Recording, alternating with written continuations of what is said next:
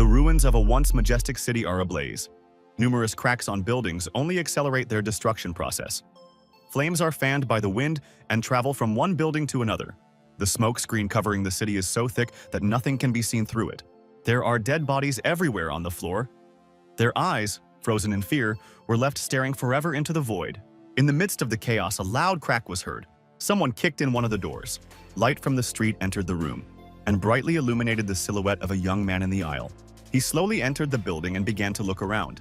His eyes shone brightly in the darkness of the room. Two children were huddled against one of the walls. They hugged each other tightly. The boy, with one arm around his sister, took a small knife out of his pocket and threatened the stranger. Although there was fear on his face, he also had courage. The stranger's silhouette just loomed over them like a dark blur. In the little girl's tear-soaked eyes, this silhouette was reflected clearly, as if in a mirror. The stranger raised his pistol at them, and they heard the click of the trigger. Gritting his teeth tightly, the boy shed one last tear. He stared straight into the eyes of the monster in front of him. Gunshots rang out and blood splattered on the wall. Suddenly, a loud knock. The girl slammed her hand down on the table. The guy who was sitting at the reception desk and woke up from his dream greeted the guest. The attractive lady was dressed in the latest fashion. She asked him to find her a room, and quickly, otherwise she would tell his boss that he was sleeping in the workplace. The guy immediately jumped up from his seat and told Miss Tao that he would find her a room right away. The guy looked at his notebook. His name is Fan Yikin, and he sits at the hotel reception desk on the night shift. He started working here a long time ago, ever since he came to the city. He handed her the keys to room 26. Along the way, making a cute compliment to her outfit, the girl asked him to help pick up things in the room. Fan agreed, smiling broadly. The clock said it was late at night. Fan was slowly making himself some dry noodles. Working the night shift is very tiring for him.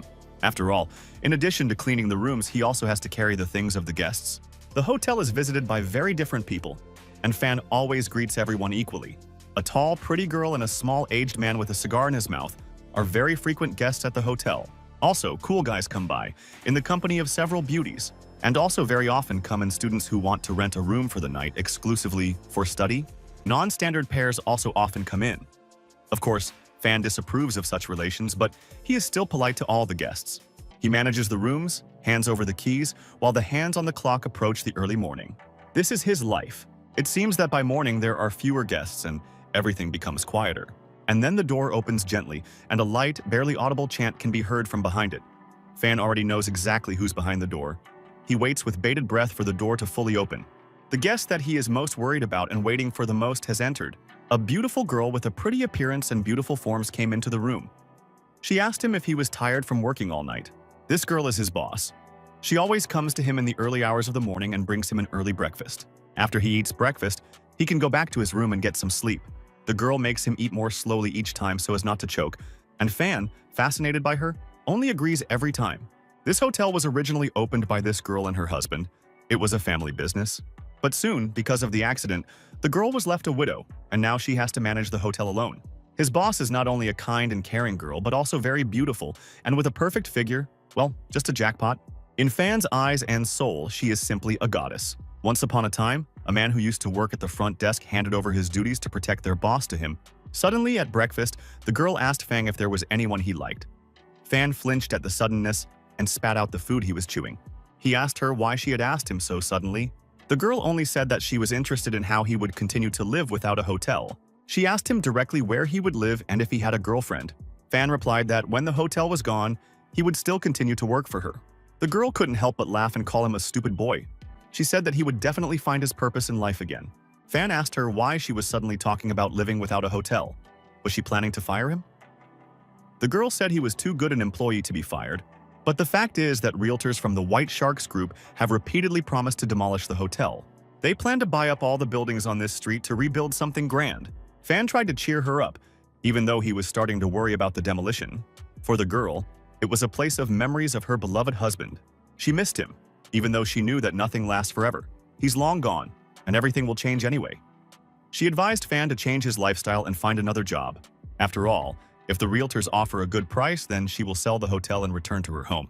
Fan gradually realized the whole situation.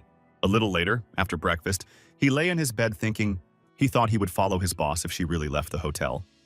Well, he's nobody to her. If she doesn't like him at all, then he'll just be a burden. He remembered the girl's words at breakfast, and he thought that she wouldn't tell him how she felt. even if she did. Thinking about all this, Fan's eyes gradually closed and he fell asleep. The girl was filling in for him at the reception desk. Then someone came through the door. She greeted the guests as usual. A young man in a suit and two big guys with him came up to the counter. He asked her if she was Xu Jiao by any chance. He introduced himself as Ren Chao from the White Sharks and asked to talk about something. After pouring everyone a cup of tea, Zhu told him that their people had already come to her and offered her money. But those people offered less than 20% of the building's market value.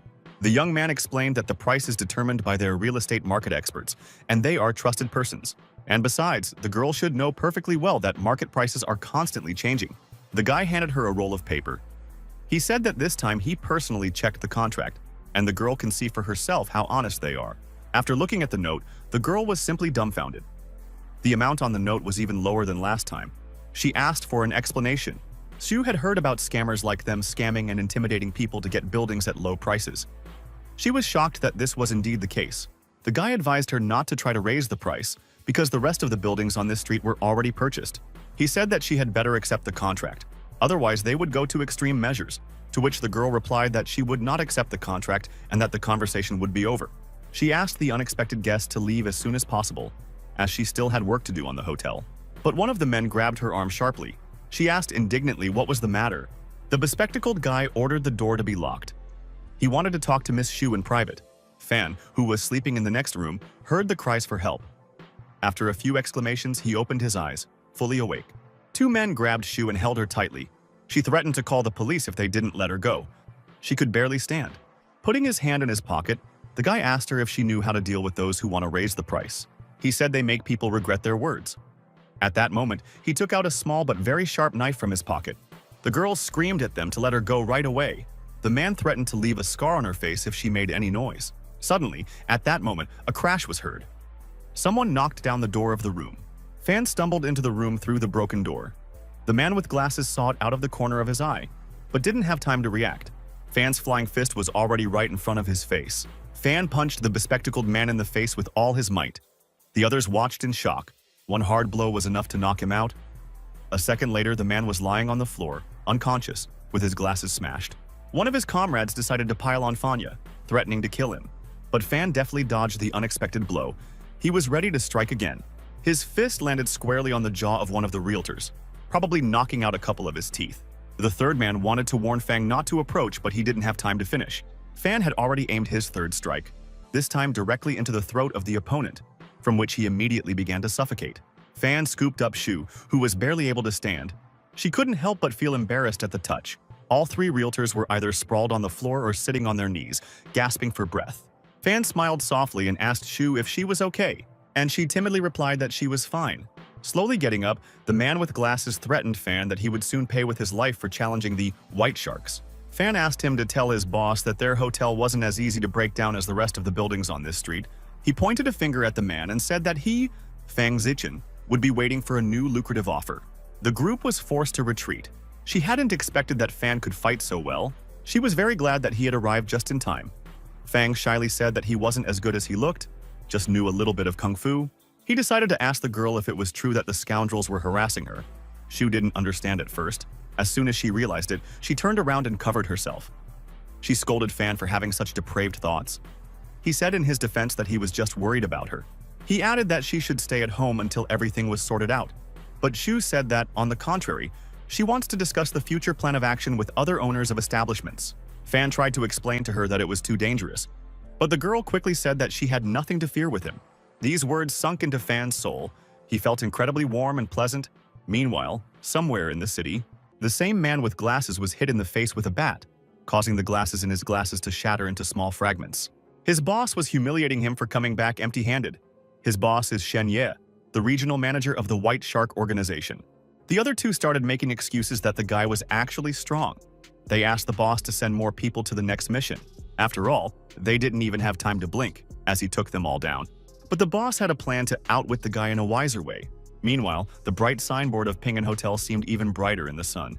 The owner of one of the establishments was crying profusely and frantically wiping her tears with a handkerchief. She said that they planted snakes for her and offered to open a pet store. Another man complained that a rat was planted on him, thus scaring off customers. Another person said that his little sister was kidnapped and his entire family was blackmailed. The little girl next to him was crying softly. All the assembled owners of the establishment spoke in unison and told exactly how they were forced to sell the institution. Su told everyone present that these scoundrels had really caused too much trouble. Fan said he recorded all their stories on his phone. Later, he will make reports and give them to the police. All those present supported his idea and said that they hoped for him. Fan invited everyone to leave and said that if there was any news, he would let them know. Yu said that she didn't want to make a problem out of it, but the situation is critical. Fan cursed and said that he would show them what it was like to attack his boss. Yu shyly said that it turns out Fang cares about her so much. Fan was also shy and said that he took care of her in return for her concern. The girl offered to order dinner delivery, Fan agreed, as he was hungry after the meeting. At that moment, a guy came through the door and asked where he could find Miss Xu Jiao. He said he brought a delivery for her. Xu was shocked, because she hadn't even ordered yet, and the food had already arrived. The courier said that the owner of the noodle shop asked to deliver the food himself, because he thought that it must be busy. Fan was amazed at how kind the owner was, since he had just left them. Fan took the bag and happily informed the girl that now they wouldn't have to order anything. A dark car was parked not far from the hotel. The same courier drove up to her. He told the man in the car that he had done everything as planned. Boss Shen praised his comma and said that the substance would take effect within half an hour. He gave the order to deliver them to the warehouse. It was already dark outside. A light was still on in one of the city's remote warehouses. Drop by drop, someone's blood fell to the floor. A large man with brass knuckles on his arm was slapping Fan across the face with all his might. Suddenly, he told the other bandits that he was already tired of hitting him. He's been hitting him so much already, and the guy still hasn't woken up. Some of them assumed the guy was already dead. After all, no matter how hard they hit him, he doesn't react. One of the men checked to make sure he was still alive. The bandits were beginning to get very annoyed by this. He snored as if nothing had happened. Somewhere in a dark room, Xu Jiao was lying on a dirty mattress on the floor. Gradually, when she woke up, she went into shock. I couldn't figure out where she was. She jumped up abruptly and tried to look around. She didn't know where she was, and besides, she had a very bad headache. Suddenly, two bright spotlights came on directly above her head. The light from them blinded her briefly. A man approached her. He was glad that she was finally awake. Manager Shen stood with his hands in his pockets and said that no one would disturb them in this warehouse. A cameraman was standing next to him, holding a camera. The girl started to panic. She asked who they were and what they wanted to do with her. The man identified himself as a regional manager of the organization White Sharks, and then he introduced his junior, best cameraman. The cameraman waved to the girl. Shen said that the cameraman was here to capture the whole thing on camera. Shu's eyes filled with tears. She started threatening them to report everything to the police. The man's dark glasses hid a wild look. He said that soon she wouldn't even be able to get up, let alone make a phone call. The girl started shouting and insulting them, and then got up and tried to run away. Manager Shen S was commanding his guys to get started. She tried to run but bumped into something. From such a collision, she fell. A dozen large men were standing in a wall in front of her. Tears welled up again, and Shu shivered in fear. Satisfied with the scene, Shen praised his boys. She turned to face the scoundrel, and all he did was bully her even more. Tell her what's going to happen to her next? He smiled maliciously and said that now everyone will know what happens to those who cross them. At that moment, a memory began to play out somewhere in Fan's mind. Little Fan tells his father that he likes African lions because they are strong and brave. Then he asked his father what kind of animal he liked. My father said he would have chosen a honey badger. The boy could not understand because they are small and frail. The father told his son not to underestimate these little ones. Although they are not as strong as lions, they are much bolder. Honey eaters are never afraid of anyone, even if they know that their opponent is bigger and stronger. Little Fan said that in that case, when he grows up, he wants to be like a honey badger. His father told him that in the future he would meet enemies much more dangerous than lions and other African animals. If the enemy feels fear, then they will kill you. After replaying this memory in his mind, Fan finally woke up. The bandits who beat him up complained to each other that they would miss such fun with Xu Jiao. One of them suggested that since they were done with the guy, they could go join the others. Suddenly, someone put a hand on his shoulder. It turned out to be a Fan. Everyone was just dumbfounded that he was able to stand up and untie himself. Fan asked them where he was in a hoarse voice. He stretched slowly, yawned, and wondered why he'd woken up here. When he saw the group of bandits, he asked what they were doing here. Seeing his appearance, he wondered why there was so much blood and bruises. Everyone was surprised to ask that Fan had just been sleeping all this time, and even the beating hadn't been able to wake him up. At that moment, Fan realized what had happened. He and Shu passed out because of the food they ate. He asked if they were responsible. After guessing that they were from the White Shark organization, Fang immediately asked where Xu Jiao was. The bandits decided to attack at once and overwhelm him. With shouts and shouts, they attacked with whatever they had at hand. But Fan was prepared for this outcome. Shu's screams could be heard through the ventilation system from a nearby room. Shen asked the cameraman to take a better view of the scene. Su desperately screamed in frustration. At that moment, there was a rumble behind Shen, and fragments of the wall flew out. Shen couldn't figure out how the kid had broken down the wall. Fan, covered in blood, bruises, and torn clothes, stood shrouded in smoke from the collapse of the wall. When Shu saw him, she shouted that she was glad he was alive.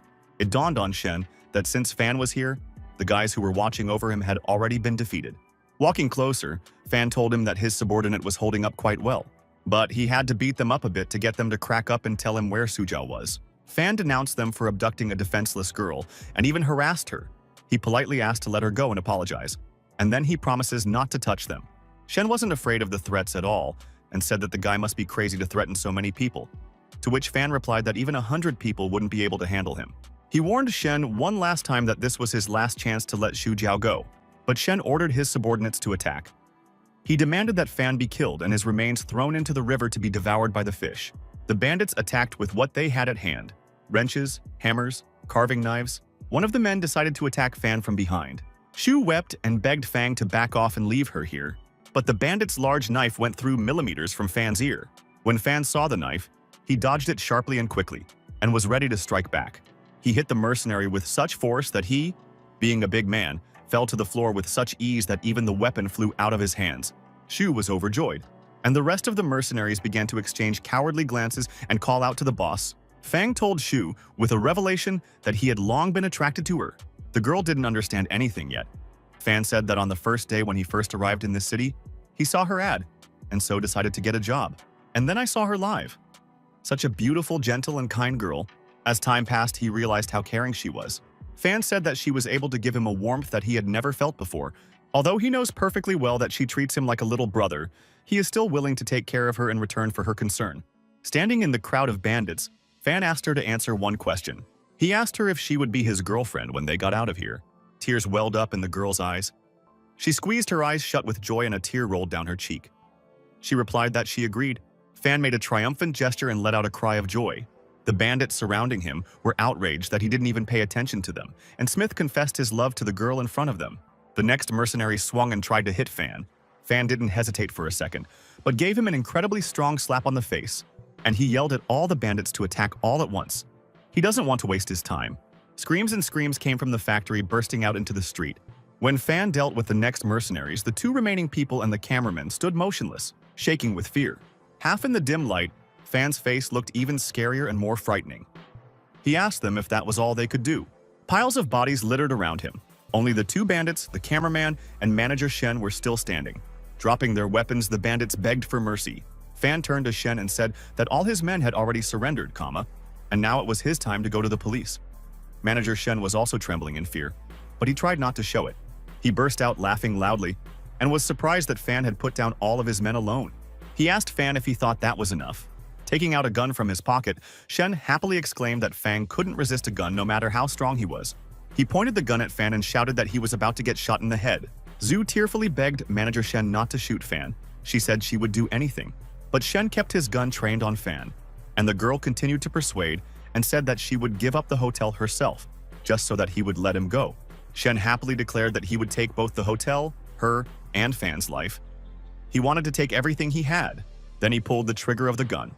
The bullet flew out with great speed straight at Fan, but Fan managed to dodge the bullet. Then Shen fired again, and Fan dodged again. Bullets flew past him. Shen just couldn't figure out how he was doing it. While dodging all the bullets, Fang inevitably approached Shen. Fan told Shen that only he would die here today. With a powerful, well-aimed punch, Fan punched Shen in the stomach, lifting him up into the air. Blood splattered from Shen's nose and mouth. Fan had already swung a second time, shouting what kind of Shujiao was this to him. He hit Shen squarely on the jaw this time. Even Shen's glasses were shattered by the force. He couldn't stay on his feet and fell with a crash to the concrete floor. The remaining bandits and the cameraman decided to escape. Shu couldn't stop crying and calling out for Fang. Fan, smiling slightly, reassured her and told her that everything was fine now. Zhu ran over to Fang's place to meet him. She ran as fast as she could. When she reached him, she threw her arms around him. She asked him to promise not to act so recklessly again. Fan told her that he promised. Shu pulled him close and gave him a gentle kiss. Fan was over the moon at this moment. The next day in the hotel room, Fan Fan was still in bed. When he woke up, he was surprised that Shu was already awake. He kept sniffing the blanket, trying to catch her scent. As he got out of bed and stretched, he thought that his life was finally getting better. But then he noticed something. There was an envelope and a note on the table. He began to read it, wondering why Shu Jiao had left. Inside the envelope was a check for a few thousand, and the note said that Shu had sold the hotel and left the money to him. She wrote that by the time he read this letter, she would be on her way to her hometown. To remedy that situation, the White Sharks agreed to pay a large sum to the entire establishment on the street. Therefore, starting from this day, the hotel belongs to their organization, and this money should be enough for the fan to find a new home. She added that he is too good a person and she is simply not worthy of him. She believed that in the future, he would meet a girl much better than her. In a postscript, she wrote that she loved him and would always remember him. The hotel was indeed already sealed. A sad fan stood in front of the hotel door and thought about what he had managed to lose in just one go. He was thinking how cruel Shu was that she didn't even leave him her contact. He decided to find a place to live first, and before that, go to the bank and cash out the money. Somewhere in the city, a car was parked right outside the main bank. The masked men inside were talking about how they could start their mission right now. One asked the other if the task was worth it, to which the second person replied that once they did everything, they would have a great life. One of them noticed and said that he had found the target. Two more cars were parked right in front of the bank. A girl wearing dark glasses came out. She looked quite stern and solid. An adult man got out of the other car. The girl greeted President Lee. She saw him that she would personally guard him. When she entered the bank, she ordered one of the guards to stand at the entrance. Approaching the vault, the worker opened the heavy wrought iron door, unlocking numerous locks. The girl and President Lee followed the employee inside the vault. After the employee typed in the code and opened the vault, he took out a burgundy briefcase. President Lee picked up the briefcase and opened it. It contained 5 stamps of different colors on a silk backing. The girl thought to herself, "Can these small pieces of cloth be worth 50 million?" President Lee asked her if she thought the stamps were beautiful. She said she didn't know much about it. She only knows that they are very rare and worth a lot. The man said that he traveled all over the world to collect these 5 stamps. He hugged the briefcase tightly to him and said that it was his most precious treasure. She was a little surprised that Mr. Lee was literally giving a piece of his heart to the museum in an exhibition. She said, "Something makes it a benchmark for entrepreneurship." The man clenched his fist and said that he would never have given up these stamps in his life if he hadn't lost the game to Pharaoh. She wondered to herself if that was what he was calling Director Wang from the Cultural Center. Meanwhile, Fan was at the door of the same bank. After looking at the sign and comparing it with the receipt, he came to the conclusion that this was the place he needed. The masked men sitting in the car decided to act and not delay the mission. They got out of the car armed with pistols and rifles. They headed for the bank. Fang had just entered the bank while Mr. Lee and his bodyguard were about to leave. Suddenly, the guard standing at the entrance noticed something amiss. He was very nervous and scared. Turning to the girl, he shouted for them to get down on the floor immediately. A second later, there was a deafening explosion, scattering pieces of wall all over the bank's floor. Fan didn't have time to react and was hit directly on the head by a large shard. The guard turned to a girl named Nana and asked her if she was okay. "She's covering her body with Mr. Lee," said it's fine. Meanwhile, the robbers had already grabbed the briefcase and hurriedly left the building. Nana ordered all the guards to follow them and capture them. Fan was still lying on the floor, pinned down by the wreckage, and his check for 100,000 was burning out next to him. He tried to reach out, but couldn't. Nana and the others hurried to their cars to give chase. She ordered the driver to get close to the robbers. They rode neck and neck. One of the robbers told the other that he did not expect such a simple task. The other happily said that they were now insanely rich. As Nana's car drew level with the robbers, she leaned out of the window and shouted for them to return the stolen briefcase immediately. One of the robbers told the driver to drive more smoothly. "He will try to shoot the annoying girl." Nana, seeing the gun, quickly shouted to the driver to hit the brakes. Their car braked sharply to avoid gunfire. The girl was clearly scared, but she was glad that they reacted quickly. The driver told Nana that something strange was happening to the car. Nana asked him what had happened. The driver said he thought the car was a little heavier. Meanwhile, Fan was already on the roof of the car. When he saw the robber's car, he began to approach the front of the car. Nana, hearing his footsteps, couldn't figure out what it was. Fan had already discovered his target and jumped down from the car. He made a powerful leap towards the robbers. A second later, he was on top of their car. A second later, it landed with a crash on the roof, leaving a dent. From surprise, the robbers braked sharply and began to swerve along the road. Nana ordered the car to stop quickly. One robber asked the other why he had stopped. But before the other man could answer, a fist smashed through one of the windows. Fan grabbed one of them by the scruff of the neck and pulled him through the broken glass onto the roof. The other two immediately stopped and decided to check out what was going on. They couldn't figure out where their third one, Ganzi, had gone, and while they were checking their surroundings, Fan grabbed the second one by the leg from under the car. A second later, the second robber was already dragged under the car. He was shouting for help. The last of the robbers threatened Fan to get out from under the car. Fan was already standing behind him and asked him if they had blown up the bank. Almost crying and clutching the almost burnt-out check in his hand, Fan asked him if it was really necessary to use explosives. He lost the last of his money because of them. But the robber, not listening to him, pulled out a weapon. Then Fan took a swing and decided to attack. One blow to the face was enough to shatter the robber's mask and send him flying into the air. A few seconds later, he fell to the ground with a crash.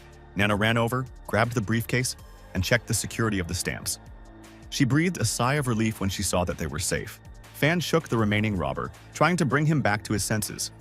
He was crying and shouting that he should be paid compensation. Otherwise, he would have to spend the night on the street. Nana walked over to Fan and called out to him. She told him not to try to wake the robber, as he had already lost consciousness. After all this mess, Nana, the other guards, and Fan were all sitting in their security bureau. The guards were surprised by Fan's story and asked about his plans. Fan theatrically wiped away his tears and complained that now he would be left on the street, completely without money. Nana snapped at the guy to stop crying. She told him sternly that he had dented the rental car, and their bonus will not be enough for repairs. Fan looked at her with puppy dog eyes. He said he had absolutely no idea she would be so fragile. Nana shouted that it wasn't a fragile car but a Humvee. Both guards begged Nana to forgive the guy, as he helped them get the stamps back. One of the guards offered to leave Fan at the police station to give him a job to work out all the damage. Fan immediately supported this idea and told Nana that he also knows how to cook and clean perfectly. Nana was still as strict as ever. She asked the security guard if he didn't know about their financial situation. But the guard insisted that Fan's skills would help them handle more difficult missions. Nana looked thoughtful. They haven't received any big missions in a long time. The second guard supported the first one and said that Fan was very suitable for them. Nana turned over in her mind that it was true that the guards weren't as young as they used to be. After carefully considering her decision, she thought that by hiring the guy, they would fill in the gaps in their abilities. Smiling at her idea, she happily announced that she was hiring Fan. Fan was already surprised by this change of mood. The guards were happy to announce that it was now a security bureau. It will become his second home. Although Fang only showed joy on the surface, on the inside, he slightly suspected that he had been deceived. Nana said he was supposed to be in uniform now. Fan thanked her from the bottom of his heart. Nana told one of the guards that the guy could stay at his house. Well, the guard politely refused, and the second suggested a solution. Let the guy stay right in the bureau. Fan quickly declared that he didn't care where he slept. Nana had made up her mind that he would stay here. It was already dark outside. In one of the rich high-rise buildings, several more windows were lit. A guy and a girl walking along the corridor hurried somewhere, as they were half an hour late. It turned out that they were aspiring singer Wang Yang and her manager Lu Tao. On the way, she kept asking him what this shark man was like, and the manager said that it was very difficult to meet him, but fortunately, he was a fan of the girl. The girl asked him, "Aren't they just here to greet each other?" Tao said that there is a possibility that he will finance their new album. He advised the girl to try and sing in front of him as best as possible. They finally reached the door. In front of her were the police and security guards. The young men introduced themselves. One of the guards replied that their boss had a meeting right now and needed to wait a bit. Tao nodded his head.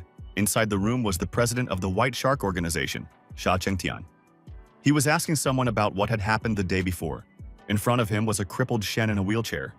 He turned out to be his cousin. One of the mercenaries bowed all the way to the floor and said that all he knew was that the guy's name was Fang Zichen, and that he's very good at fighting skills. Chengtian promised Shen that he would avenge him at all costs, and he ordered his guard to throw a mercenary in glasses to feed the sharks. He struggled and screamed furiously, but Chengtian said it was useless. The bespectacled man kept begging him to let go. Meanwhile, Tao and Wang Yang were still standing at the entrance. They heard shouts from the room and started talking among themselves. The security guard said that Miss Wang Yang can now enter. Tao wanted to go with her, but security stopped him. They said that only Miss Yang could pass, and he would stay here.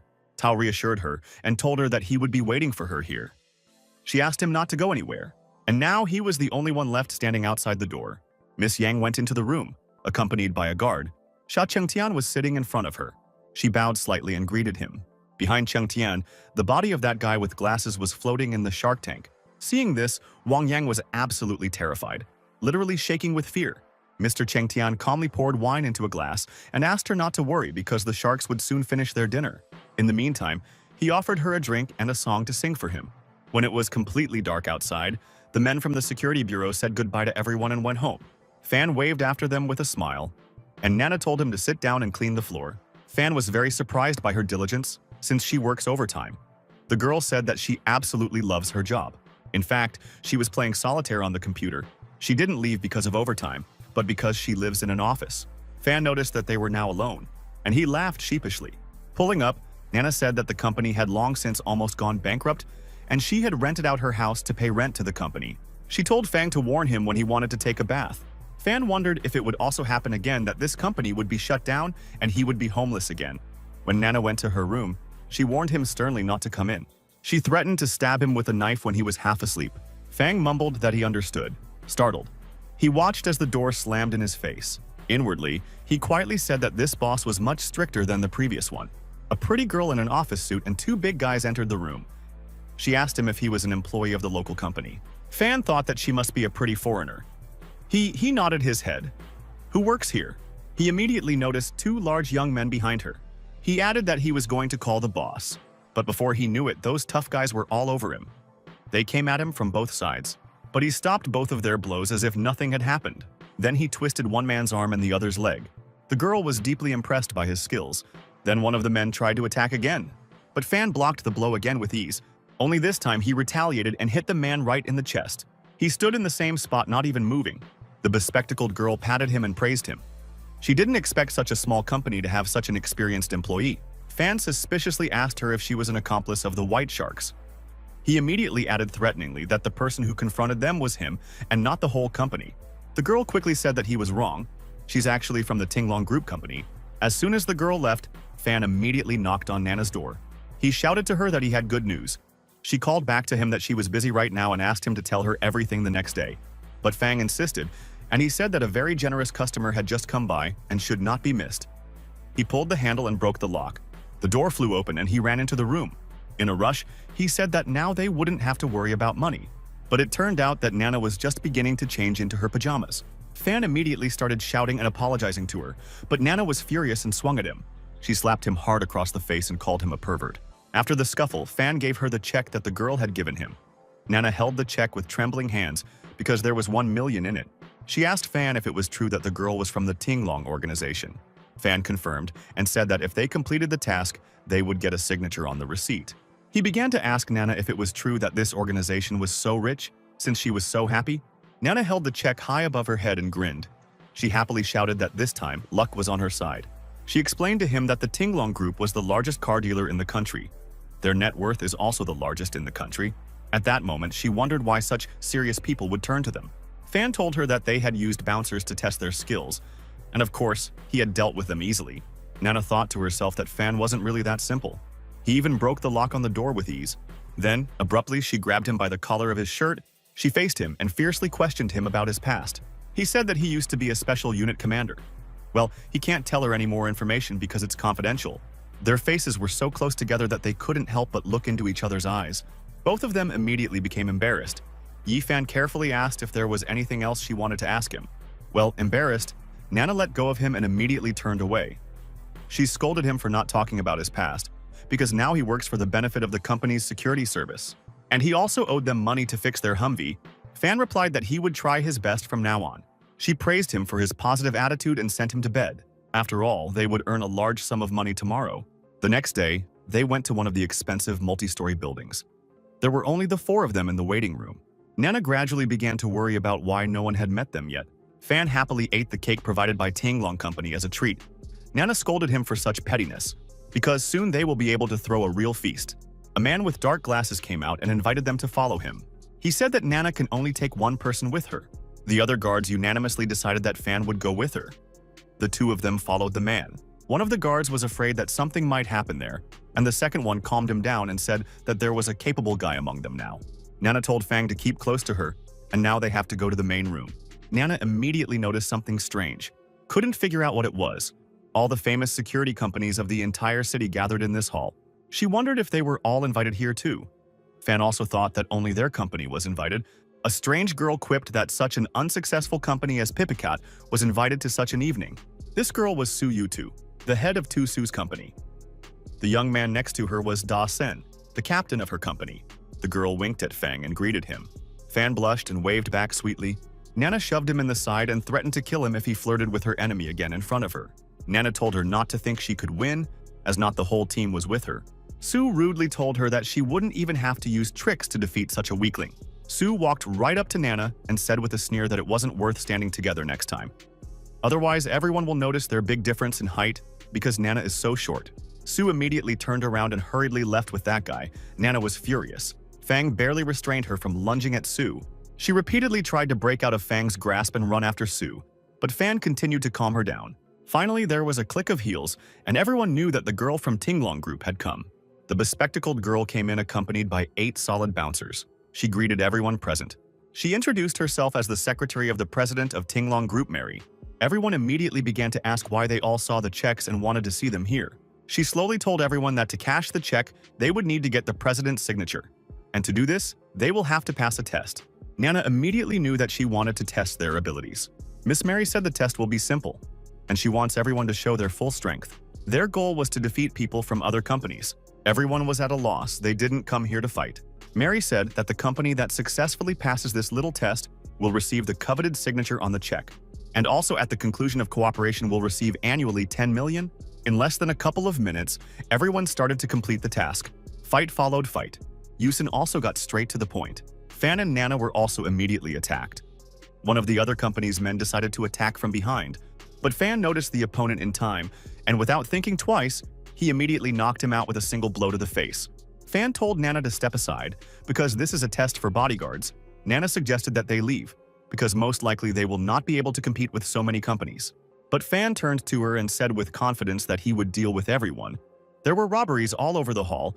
Some of the bodyguards were as good as others, almost to the point of death. Half of them were already lying on the floor, and the other half were barely holding on. The whole scene was being watched on camera by a certain person from another room. He watched their every move very carefully. It was Fang Jichen who caught his attention on the cameras in particular. Fan dodged blow after blow, and then he delivered incredibly powerful and clear blows in response. He knocked out one by one. And so, Dasen called out to him with a comma and said that Shujiao had found a pretty good employee. He was extremely serious and said that no matter how strong Fan was, he would definitely defeat him.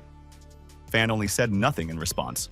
Nana, seeing everything that was happening, began to worry about Fan. Su Yutu came up to her and boasted about Yusen's skills, saying that he was the best bodyguard in town. And it was all because Nana had trained him. Nana's anger boiled up again. Nana chuckled and told her that a girl like Sue would get a boyfriend at any cost, even if it wasn't the most standard methods. She was even ashamed to name such methods. Her words were the last straw for Skyutu. She suddenly gave Nana a loud and powerful slap that left a mark on her cheek. This only made Nana even angrier. She asked irritably how Sue dared to slap her. Meanwhile, the fight between Fan and Dasen was just beginning. Yusen was just making fun of him for now, but then he decided to go to the end of the action and flew into the air, swung to deliver a powerful blow. Raising his fist high in the air, he promised Fan that his end was near. But what he didn't expect at all was that Fan would kick him right in the jaw with a precise kick. Fan only laughed at the fool when he struck. After all, it is impossible to dodge attacks in the air. Yusen fell on his back with a crash. He was defeated. Some of the remaining people shouted that the battle was magnificent. Fan smiled and thanked him, but the stranger said that he was talking about a completely different battle. Not far away, Su Yutu and Nana were exchanging insults and punches. They pulled at each other's clothes and hair and shouted insults after them. Mary came up to Fan and told him that Pipicat had successfully passed its certification. She told him to pick up his boss and pick her up for a meeting with the president. Then, Fan, Nana, and Mary were on the elevator to one of the last floors. Fang ventured to ask Nana why she disliked Miss Sue so much. Nana got angry and asked him if he really wanted to protect her. Fan immediately defended himself and said that he was just asking out of curiosity. Nana began to tell him that she didn't even know when they had started to dislike each other. They were both graduates of the police academy. They were the best students, and the duo even had their own nickname. They were like sisters to each other. But after Sue went to another city for work, they gradually lost touch. And now, when she came back, she was a completely different person. Not only did she steal Nana's business, but she also stole all of her employees. The elevator finally reached the right floor. When they got out of it, they saw that there was nothing on the floor but a person sitting alone. The bald man turned to face them and said that he had finally found the right people. This person was Bai Dai, the president of Tinglong Group. Fan and Nana greeted the president and introduced themselves.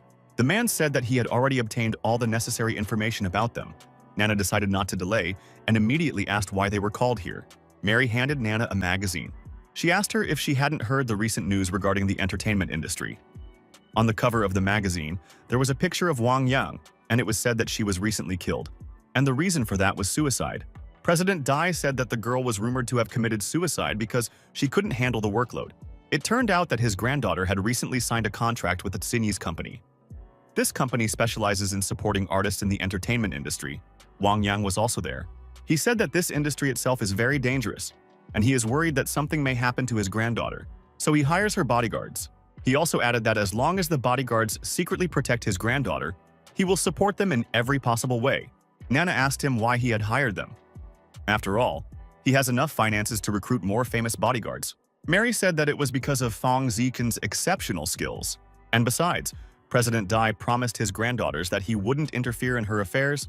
This means that it will need to be guarded secretly. And just like that, his granddaughter hasn't met Fan before and so doesn't know him. Fang immediately realized that he would have to work undercover as a broker for Xinyi's company. He asked how this would happen. Miss Mary reassured him that they would arrange everything. President Dai shared that he lost his son and daughter-in-law in a car accident, and the only thing he has left is his granddaughter. Therefore, her bodyguards must protect her without revealing their identities. Nana said Pipicat would take care of it and promised to protect his granddaughter. She asked him to be sure of that. Miss Mary handed them a sealed envelope with all the necessary information for their inspection. In this envelope was a picture of a cute girl. This is a nice girl and was the president's granddaughter. Later that day, the fan reached a multi-story building. He couldn't believe that just yesterday, he was fighting with bandits, and today, he was already an agent for celebrities. He was excited. Although at the main door, he wondered what kind of stars he would be able to meet on his first day of work. As he walked down the corridor, he heard screams and the sound of broken glass. Some guy yelled at Tao that he signed up for one job and instead cleaned the toilet every day and cleaned the floors. Tao asked him back that the trainees or responsibilities included all of these responsibilities. The guy screamed even louder than before and raised his fist to hit Tao. Tao was about to get a punch in the face and squeezed his eyes shut, but when he opened them, he saw that Fan had intervened in the scuffle. He stopped that guy's fist and told him that any job doesn't start smoothly.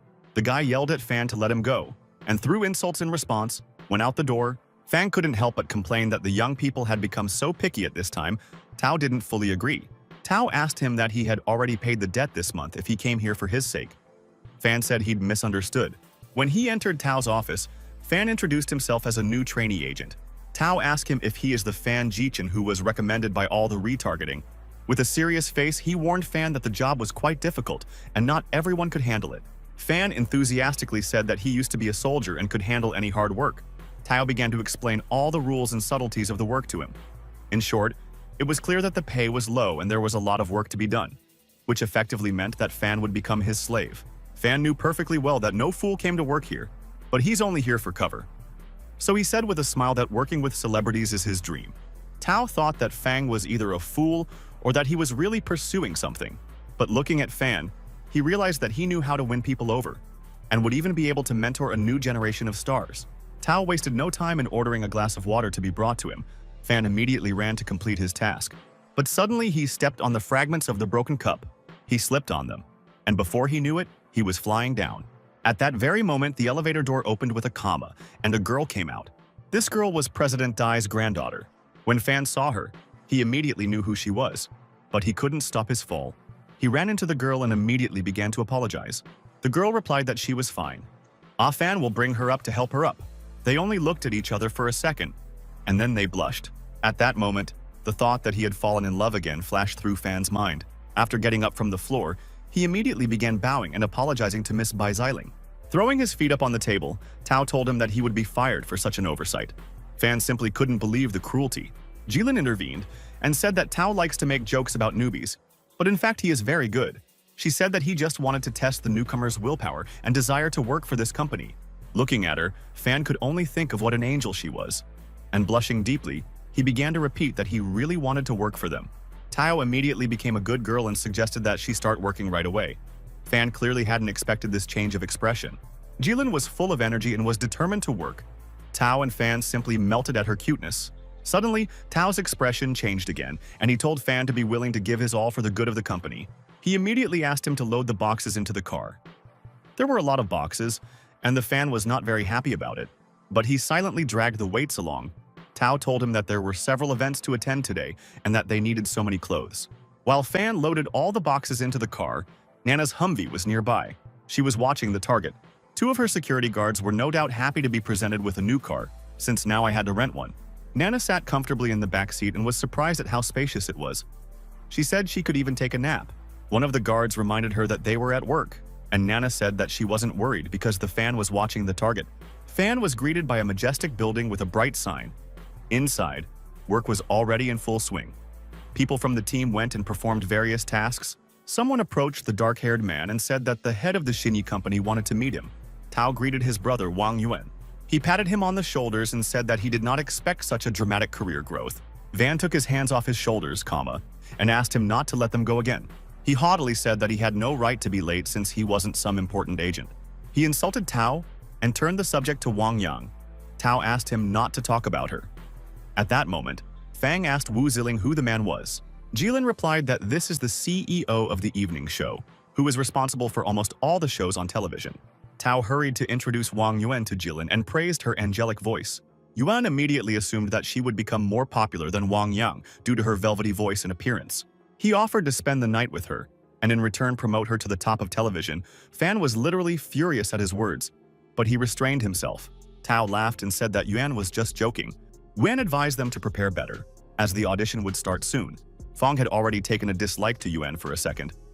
A thundercloud seemed to hang over him, and his hands trembled with the desire to stuff his face. But at this moment, Jilin gently took his hand. She asked him not to be angry because everything was fine.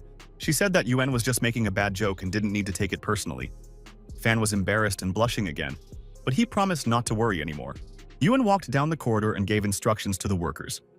He was going to go to the office for a while to rest. Suddenly, someone called out to him. It turned out that his name was Sha Chengtian. A girl and two bodyguards came with him. Yuan immediately bowed to him, greeted him, and said that he would provide them with a VIP room right away. Chengtian patted Yuan's face and asked him if he had reserved a casting spot for his singer. Yuan explained that he didn't know Chengtian was bringing someone. The girl blew out cigarette smoke and told him that he must be quite inexperienced if he didn't know such things. Her smoke made Yuan choke and cough. He spread his hands and said that they could have just warned him about coming. Chengtian smiled maliciously and asked if he really meant to say that it was his fault. Without waiting for an answer, he punched him in the gut. Chengtian grabbed him by the hair and started asking him who had managed to put him in the director's chair. Yuan quickly apologized. Chengtian intimidated him by saying that it would be easier for him to make a person just disappear. Yuan babbled that he would find a place for his singer right away. He immediately called out to his second-in-command as he stood there trying to catch his breath. He ordered him to immediately replace Jilin with the singer that Mr. Sha Chengtian had brought. Meanwhile, a lot of people had already gathered in the dressing room. Many celebrities were there. One of them was the famous singer Masha Shi, and also the hip-hop prince Liu Yifan. Fan was overjoyed to see so many famous people on his first day on the job. He was already enjoying this job. He had a microphone in his ear, where Nana was giving him instructions. She asked him to get her Huang Tzu's autograph. Two security guards also asked for autographs of their favorite celebrities. Fang immediately looked for Huang Tzu. I found him right away, standing there talking to Mr. Tao. Huang invited him to dinner sometime. Fan walked up to Tao and asked him in surprise, "Since when did Huang invite him to dinner?" Tao explained that he helped Huang with his debut, and now he feels constantly obligated. Fan asked him if he didn't know that Huang was so popular that people were already lining up to see him. Tao asked him if he knew Wang Fei. Fan replied with glowing eyes that it was Xie Dingfeng's girlfriend. Tao said he helped build their careers, and that was when their relationship began. Tao thought that Fan had come to his company because he was familiar with his popularity. He asked Fan why he had chosen his company back then. Fan hesitated to answer this question and worried that it would be discovered. Nana was shouting into his earpiece that he had to learn information about him. Jilin suddenly interrupted their conversation. She asked what they were talking about. She came out in a beautiful light outfit and looked like a forest nymph. It just glowed inside and out. She asked them how they liked her outfit. Fan said she looked like an angel, and Tao confirmed that this dress suits her very well. Fan, looking at her, thought that a beautiful girl like her would definitely gain popularity. One of the employees approached Tao and told him that they had made a small change and now his singer would not perform. Fan angrily asked how this could have happened. Tao also asked why she wasn't performing. But suddenly someone said that her place had already been given away. The girl sat pretentiously on a chair while she was being painted. She said it was more important to have connections in this life. Tao was about to get angry when the employee warned him that this girl was brought by Mr. Shark himself. Fan approached the girl and warned her not to confess anymore. He threatened that he would now go to the director and tell everything. But Tao grabbed his arm and asked him not to interfere or make a fuss. Fan wanted to argue with him, but he didn't have time to finish. Tao's face was completely different. Fear was mixed with horror and anger. He yelled at him and demanded to forget the situation. Jilin was not discouraged at all. She reassured Tao that she would still have a chance. She is just better prepared to perform even better next time. Tao promised her that she would definitely perform next time, but the fan did not like this convergence of events at all. He's up to something. Tao turned around and wanted to tell Fan to go pack up and leave. But when I turned around, I saw that Fan was no longer there. Meanwhile, Director Yuan sat alone in his office and stared through the cameras at the girls in the changing rooms.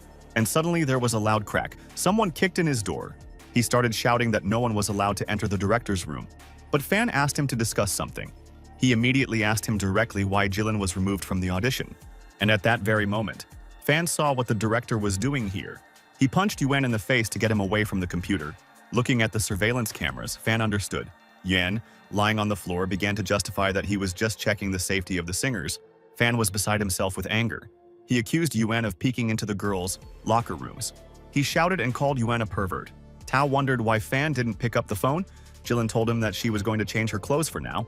Just then, Fan came out with Yuan. He told Tao that he had talked to him for a while. He happily announced that he had agreed to leave Jilin to perform. Yuan smiled and pretended that he was fine, even though he was covered in bruises and scratches. He wished them a good performance. The performance was in full swing. The host greeted everyone and thanked them for their presence. The enthusiastic crowd cheered and cheered her on. Mr. Cheng Tian watched the scene through the glass of the VIP room. Meanwhile, a cheery fan ran into the other room and informed Tao that Jilin would be on stage soon. Tao was overjoyed that they had been given this room, even if it wasn't a VIP one. Fan agreed with him. Tao thanked Fan wholeheartedly. Fan was confused and asked him what he was thanking him for. Tao said that if it wasn't for him, Jilin wouldn't have been able to perform today. He said that Jilin had been offered contracts by many companies, but she was quite stubborn and still stayed with him. He added that Director Wang is absolutely right. He's no longer the super agent he once was. Fan asked him what had happened and why everything had changed so much. Tao told him that fame had come to him too soon. In his early 20s, he was already at the peak of his career. He said that he was popular, rich, and spent a lot of money on a daily dose of alcohol.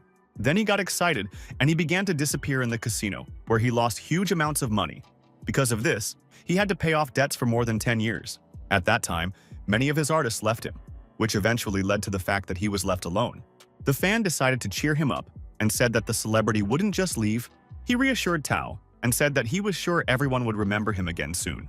Tao smiled softly, sarcastically asking if Fan was trying to appease his superiors. Fan was already distracted and told him that Jilin's performance was about to start. The incredibly beautiful Jilin took her first steps on stage. She was beautiful under the floodlights. The crowd immediately started talking comma-wise and asking each other who the new artist was. Tao told Fan to prepare to see the birth of a new star. He said the whole country would soon know her name. Jilin was graceful and gentle. Her velvety voice filled the stage, and her appearance was simply angelic and unearthly. It attracted the attention of all the listeners sitting in the hall. This performance was immediately noticed by Mr. Shark and ordered his subordinates to find out who she was. Yuan, meanwhile, was still pacing the corridor, cursing at Tao and his assistant Fan. He planned to tell the right people about it, and thus make sure that no one else would ever know about Jilin. Well, at that moment, someone came up behind him and tapped him on the shoulder. Two men in police uniforms asked him to follow them to the police station. After the performance, Tao and Jilin were already in the car and urged Fan to load the boxes faster, as they were late. Fan was thinking about how difficult the profession of a singer really is. After all, Jilin had to go to dance classes immediately after recording, no matter how tired she was. While she was teaching, Fang and Tao found time for a quick snack. And then we went back to work. Soon, they began to receive a lot more orders and invitations. The three of them were on the road, and Fan decided to offer the girl some food. But as it turned out, she had long since fallen asleep from exhaustion. Tao told Fan not to bother her to let her rest, as she had another recording session coming up soon. As it was getting dark outside, people were still working in one of the office buildings in the city. Mr. Cheng Tian was searched before entering one of the conference rooms. After the search, the guards let him pass. No sooner had he entered than the man at the head of the table scolded him for being late. Cheng Tian apologized and said that he was stuck in traffic. At the head of the table sat the chairman of the Shanghai company, Chu Wanshen. One of the women sitting at the table the general manager of the underground casino Du Litan, told him that she thought he was spending time with another young star. Cheng Tian smirked and told her that none of these stars could match her beauty. The person in charge of the pharmaceutical industry, Xu Zhengliu, cracked a joke and said that Cheng Tian must not take any of them seriously. Across from him was the head of the entertainment industry, Flutter Fei. She stood up for him, calling him baby. Cheng Tian thought to herself that he wasn't a baby at all, but he couldn't say it out loud. Mr. Wonton decided to start the meeting now that everyone was gathered. He started with the fact that the land that was recently occupied is now not enough. Currently, half of the city's territory belonged to their organization. Their real estate development plan has moved to the second stage, and so now they had to choose the person in charge. Everyone agreed. Du Litan said that she would stand in solidarity with any decision made by Mr. Wanshan. Flutter asked him who he would choose to be in charge. Meanwhile, Cheng Tian was wondering what kind of game Mr. Wanshan was playing this time. Old man Wanshan said that on the other hand, their pharmaceutical industry has been suffering lately. He looked at Xu Zhengliu and told him that he wouldn't have any favors despite being his son. Zhengliu chuckled in displeasure. Wanshan said that there was no need to choose the person in charge right now, and so he had a plan. It will give everyone involved 1 month. During this month, they should earn as much as possible. The one who earns the most will be responsible for the second stage. He said that he will turn a blind eye to any methods, as long as it does not exceed the limits of what is allowed. He said that there were some people present who could afford a little extra and looked at Cheng Tian, which after a while he was already driving in the car. His girlfriend was asking him who to meet. He told her that they would meet with the big boss and asked her to please him in every possible way. The girl looked at him and said that she wasn't going to be with just anyone. After all, she was his girlfriend, and he shouldn't do this to her.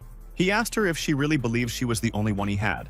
Cheng Tian gave her a wild look and said that she was just another comma toy, and she should know it perfectly well. Tears welled up in her eyes, and he kept saying that she would have to listen to him until he got enough of playing with her. After a while, the girl was already in the house of the same big boss. The stranger was holding a glass of wine in his hand. He was sitting in an expensive chair in front of her, sipping slowly from a glass. Cheng Tian was already heading to the next place. He reasoned that he wasn't so successful because of his connections or superpowers.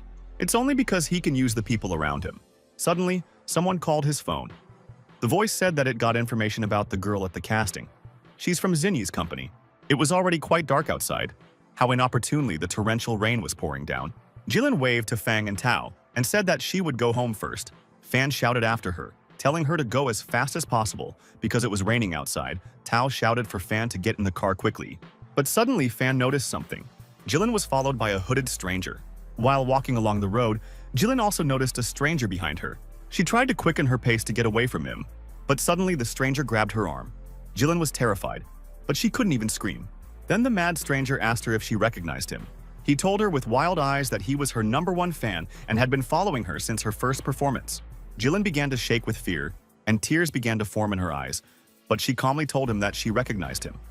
She called him Xiaorong. The guy didn't expect her to remember him, so he asked her if she remembered her promised autograph. The girl said that now she would sign his autograph without any problems, but first asked him to let go of her hand. He let go of her hand, leaving her badly bruised. He apologized and said he was just nervous. He searched in his bag for a poster to paint. Jilin tried to take a careful step back, but the guy, noticing this, immediately got angry and asked her if she was trying to leave and leave him. Jilin trembled even more in fear. She said that she wasn't going anywhere and would definitely give him an autograph. But the guy was already throwing out his arms to pounce on her. He shouted that she was lying to him and only looking down on him. But suddenly a hand grabbed his hood, and a second later he was already lifted into the air. A second later, Fan had already thrown it to the ground right into the puddle. Fang apologized and said that he wouldn't let him pursue Jilin. It turned out that the guy had already managed to get a knife. He started shouting that he would kill Fan if he got close. Jilin noticed that Fang Yi was injured. Fang only said how sorry he was for his new outfit. The unknown guy decided to retreat, but promised to return. Fang was about to pounce at the same time, but Jilin stopped him. Fan asked her why she had stopped him, because if that guy left, he would definitely come back. Jilin said she couldn't explain the reason. She just felt sorry for the Fan. Fan started to get angry with her. He told her that she shouldn't feel sorry for anyone, not even the fans. Jilin, embarrassed, said that she wasn't afraid because Fan was protecting her.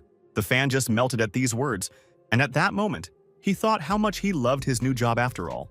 After a while, he was sitting at Jilin's house. He had changed into his pajamas and was sitting on her bed. He was very worried and embarrassed, as he was in the girl's house for the first time. He didn't expect President Wanshan's granddaughter to live in such a cramped place. He thought that she must have decided to achieve everything on her own. But he was also upset that such a star was living in such a place. Jilin suddenly entered the room and asked him why he hadn't undressed yet.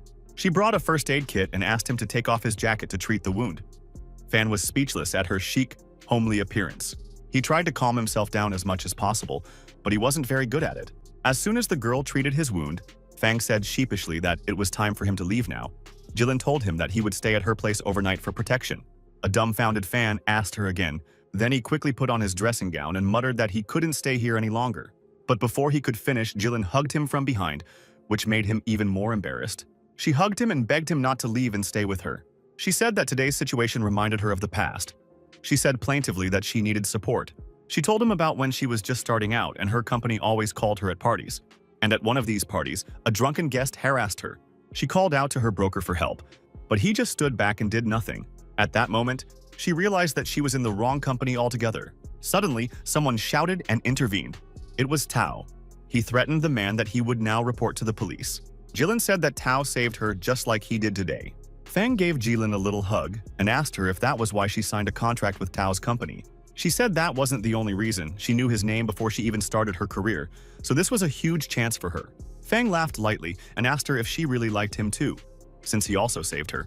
Jilin looked at him in disbelief and asked if Fan didn't know who he was. Fan replied that Tao was a great broker. Jilin leaned close to his ear and whispered something. Hearing this, Fan couldn't believe his ears. He was very surprised that Tao was like boys. At that moment, Tao sneezed loudly in his office. He was talking to someone on the phone and filling out a schedule at the same time. Fill in the last line. He was pleased that they would have a lot of meetings tomorrow as well. Someone rapped furiously on the door. Tao didn't understand who could have come at such a late hour. He cautiously opened the door and began shouting at the man who had a closed sign on the door. But when Tao saw who was standing behind the door, he was horrified. Mr. Shark himself asked him if he had scared him. Tao immediately slammed the door and shouted that he didn't even want to talk to him. But Tao didn't have time to move away from the door when there was a crash. Mr. Shark forcibly broke down the thick door. Tao fell to the floor. Chengtian asked him how he dared to close the door in his face. It was the first time he'd come to talk to someone in person. And then some fool meets him and says he doesn't want anything to do with him. Tao yelled at him that he was the reason his singer had died. He yelled at Chengtian to get out of his office as soon as possible. He snatched up the shard of the door next to him. He rushed towards Chengtian, shouting at him to get lost. But Mr. Shark didn't even move and only said that he came here for business. He put the gun to Tao's forehead. Holding him at gunpoint, he asked to hear him out. And he said that Tao had a pretty good taste for rising stars. Tao looked nervous. He asked him if he meant Jilin. Still holding the gun to his head, Chengtian promised that she would become a superstar if they agreed to cooperate. He promised Tao to change his life and make him famous again, as before. But Tao started shouting that it was because of Chengtian that his singer was killed, and he would never make that mistake again. Chengtian chuckled and asked him, does he really think he's such a monster? He said that he liked Tao's skill of making money out of everything. He tried to reassure Tao that Jilin could make a lot of money for the two of them. It was a clear day outside. Fan was walking down the street with groceries in his hands. He smiled and thought how very gorgeous it would be today. But suddenly a Humvee braked hard beside him. Nana came out. Fan shouted in surprise. Nana grabbed him by the ear and dragged him into the car. In the car, Fan nervously wished everyone a good morning. The two guards and the boss attacked him at the same time, and they asked him about his affair with Jilin. Fan awkwardly turned away and said that he couldn't tell them about it, because it was very personal. Nana bared her teeth and started yelling at him that it wasn't any of his business. She told me not to forget who he really was. As she threw Fang out of the car, she shouted that he wasn't worthy of President Wanchan's granddaughter. As she drove away, she shouted after him that she would kill him if they lost the order because of him. Fan's mood immediately dropped. Indeed, he had simply forgotten that Jilin was a star. He's no match for her. After a while, he and Jilin rode the elevator to one of the upper floors. Jilin tried to take his hand, but he jerked her away. He reminded her that there were cameras in the elevator and they needed to be careful. After getting out of the elevator, Fan deliberately walked slightly ahead of her. Jilin couldn't understand what had happened to him. All Fan could think about was whether she would like him as well if she confessed who he really was. Well, his eyes were drawn to the mover who was carrying the sofa out of their office. He immediately asked the movers where they were taking all their things. The mover told him that the boss had asked him to move things to a new location. Fang and Jilin were surprised that Tao didn't tell them anything. Just then, Tao came up to them. He told them that he had decided to move to a nicer place.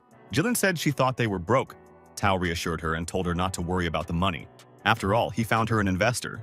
A little later, they arrived instead of their destination. They were met by a huge building of the White Shark organization. Fan, seeing the size of the office, wondered how much it might cost to rent. Tao happily said that this was their office now. Mr. Shark came into their office. He said he was so glad they liked it. He said he would do whatever they wanted for them. Tao introduced Jilin and Chengtian to each other. Fang heard a familiar name and immediately knew that it was the same company that had abducted them last time. Chengtian greeted Jilin and said that she was insanely attractive. He took her hand gently. He almost brought her hand to his lips to kiss it, but someone suddenly put a hand between his mouth and Jilin's. It was Fan's hand. He said that there was no need to use etiquette right now. Tao immediately slapped Fang on the back of the head and scolded him for such actions. He shouted at him that he had no right to talk to President Shah like that.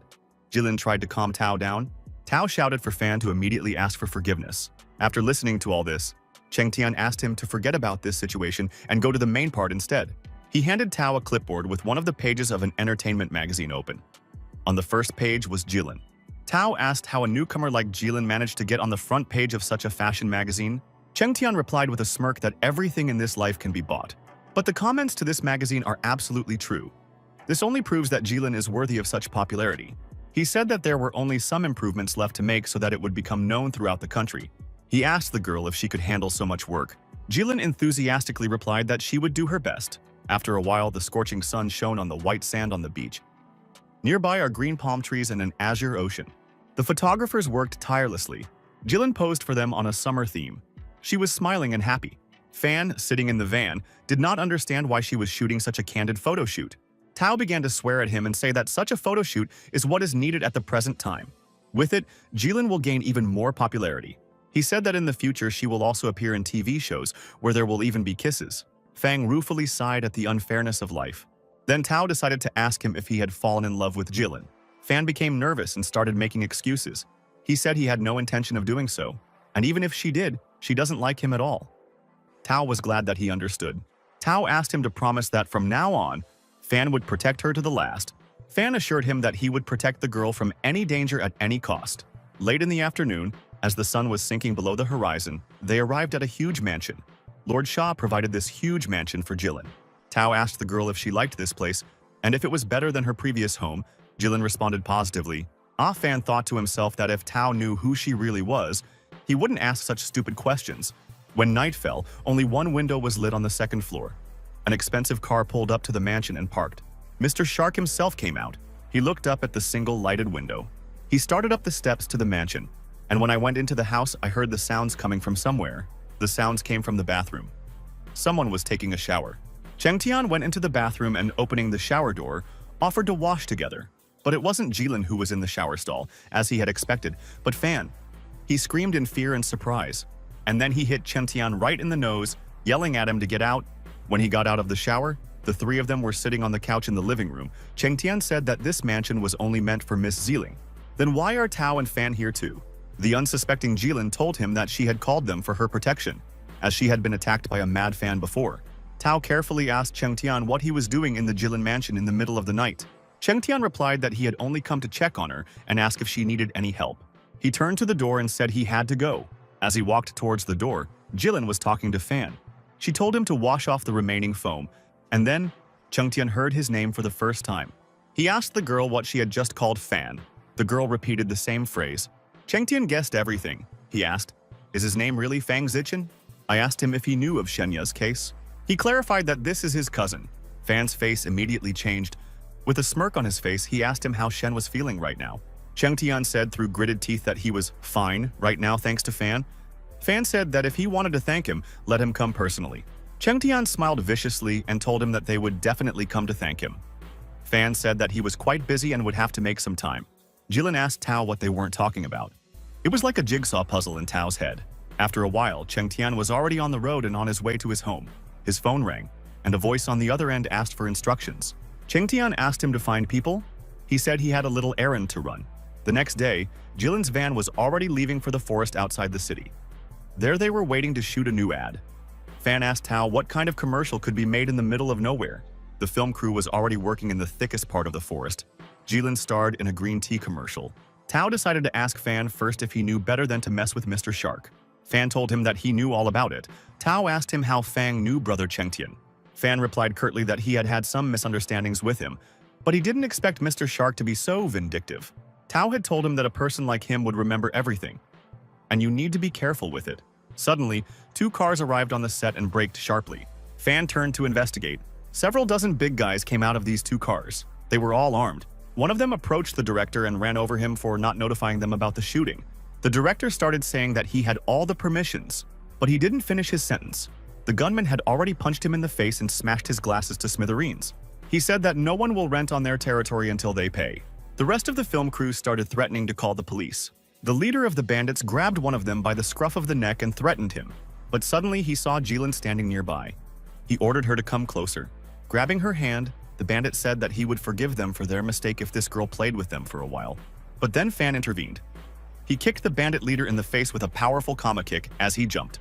He calmed Jilin down and asked her to step aside so that he could deal with everyone.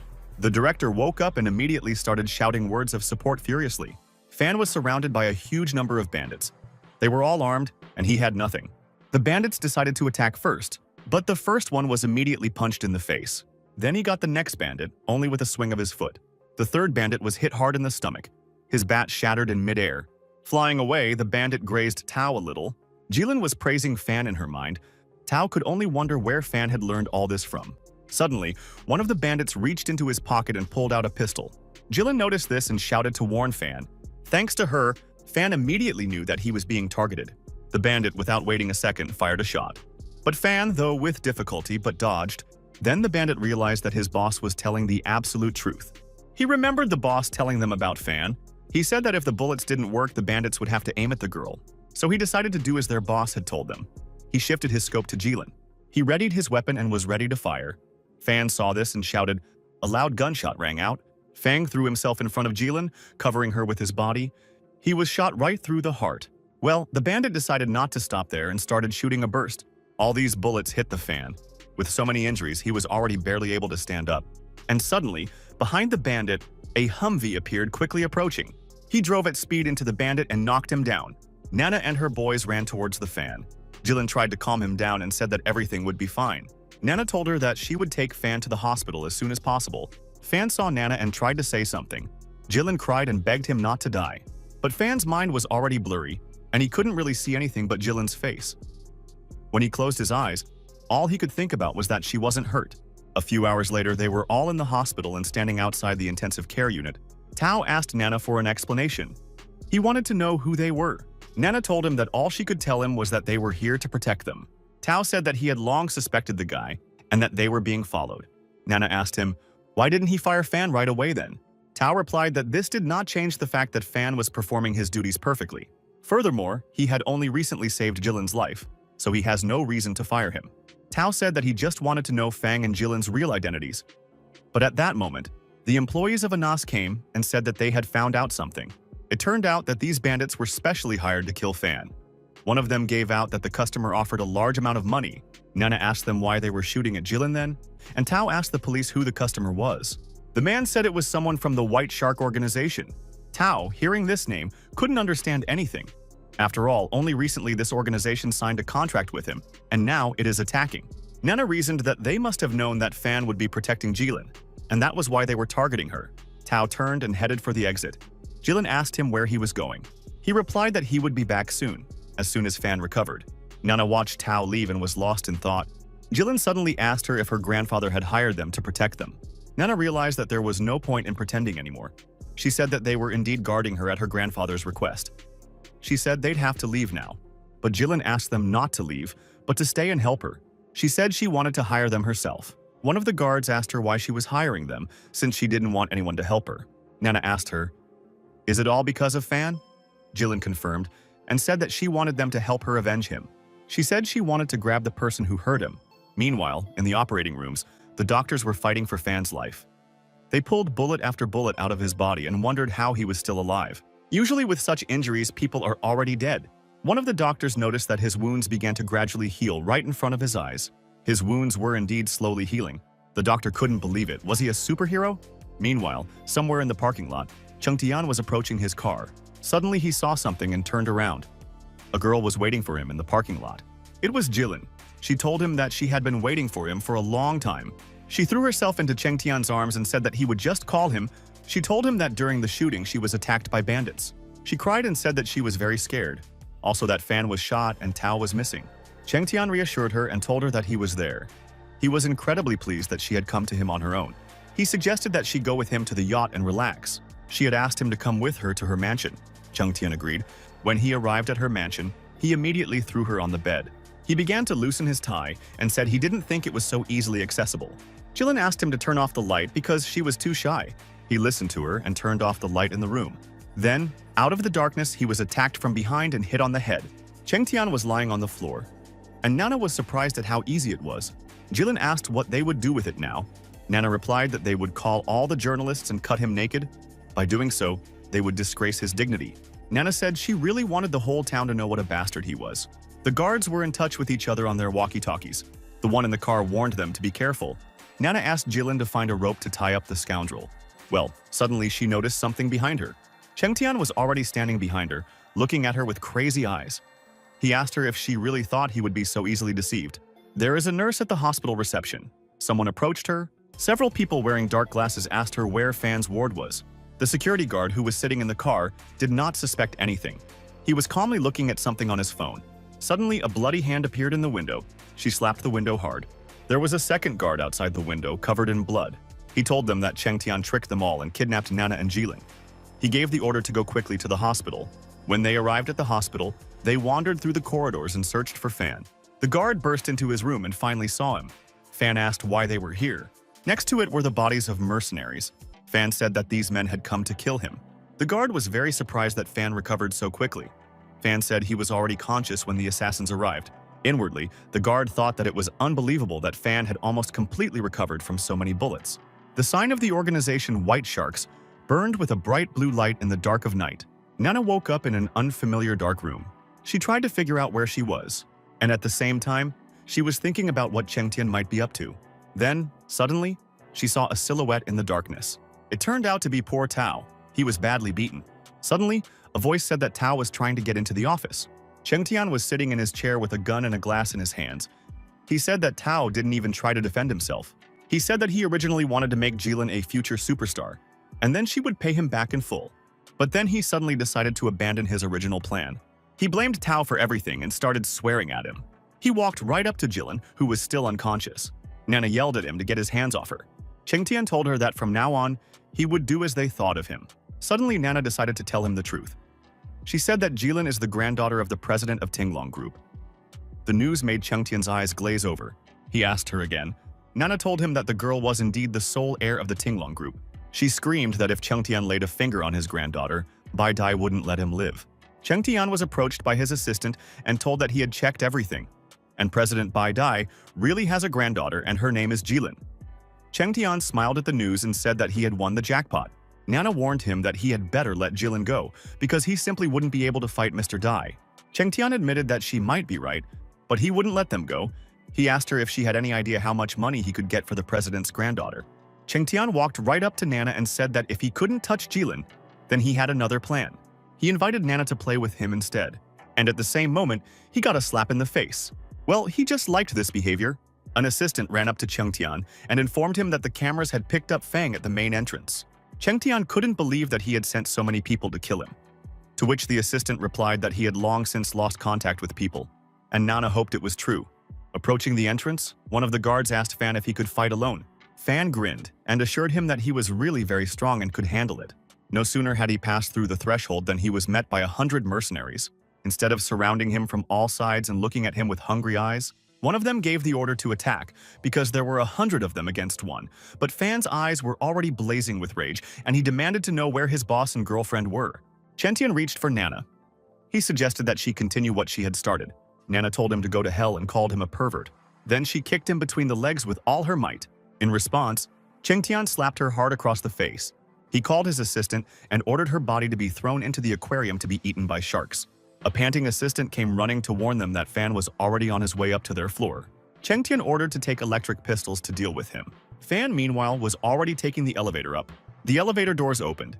He was met by a crowd of mercenaries with electric pistols in their hands.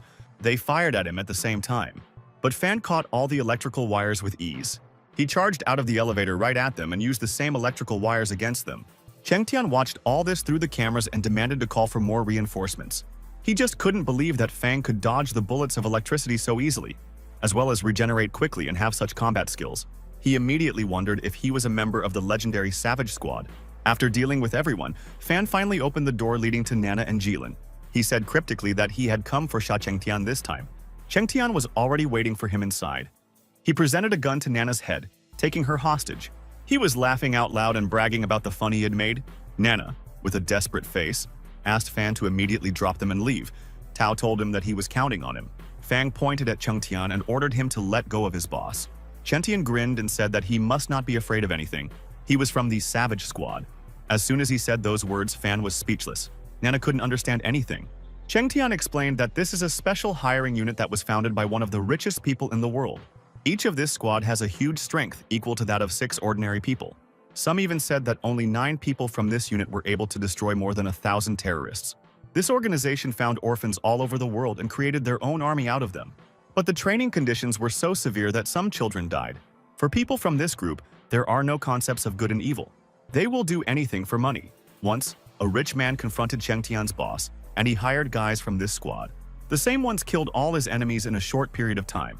It was after this that Sana's organization began to manage the market of almost the entire city. Nana, after listening to his speech, finally understood why he was so strong. She concluded that she had hired an international class assassin. Fan didn't deny it, and said that since he couldn't hide it anymore, he would confess. He really is one of this Savage Squad. His real code name is Shadow, and his nickname among ordinary people is Fang Zishan. Chengtian decided to make his move and shot him with a pistol. As expected, Fan dodged the shot. Just then, Chengtian threw 2 small flasks at him. Fan grabbed these flasks with his fist and smashed them. Some strange liquid spilled on and into my hand. He asked in surprise what it was. Chengtian burst out laughing villainously and said that this strong anesthetic can knock a person out with a single drop. And on Fan's hand is a dose for the elephant right now. Fan simply froze in amazement and horror. He just couldn't believe that he had fallen for such a stupid trap. After a moment, he realized that gradually everything was beginning to blur in his eyes and he was about to lose consciousness. This was the chance that Chengtian took to pounce on him. But Fang used his remaining strength to block the blow. Chengtian then hit him hard on the head with the butt of his pistol. Then he added a powerful kick right to Fan's face. Nana shouted for him to stop, but Chengtian didn't stop. He kept hitting Fan. The final blow was a left hook to the jaw, causing Fan to fall to the ground dead. Chengtian continued to scoff and say that he often uses this anesthetic on girls who don't respond to it. He turned to Tao and told him that he had used it on Wang Yang too. He said with a smile that she was kicking to the last, and so he used an anesthetic so that she wouldn't be able to move, but she was aware of everything. Tao yelled at him and insulted him with all the words he could muster, but all of a sudden, Fan got up from the floor and staggered, saying that he wasn't finished yet. He suggested that they pick up where they left off. He started shouting at Chengtian and asking him why he had stopped laughing.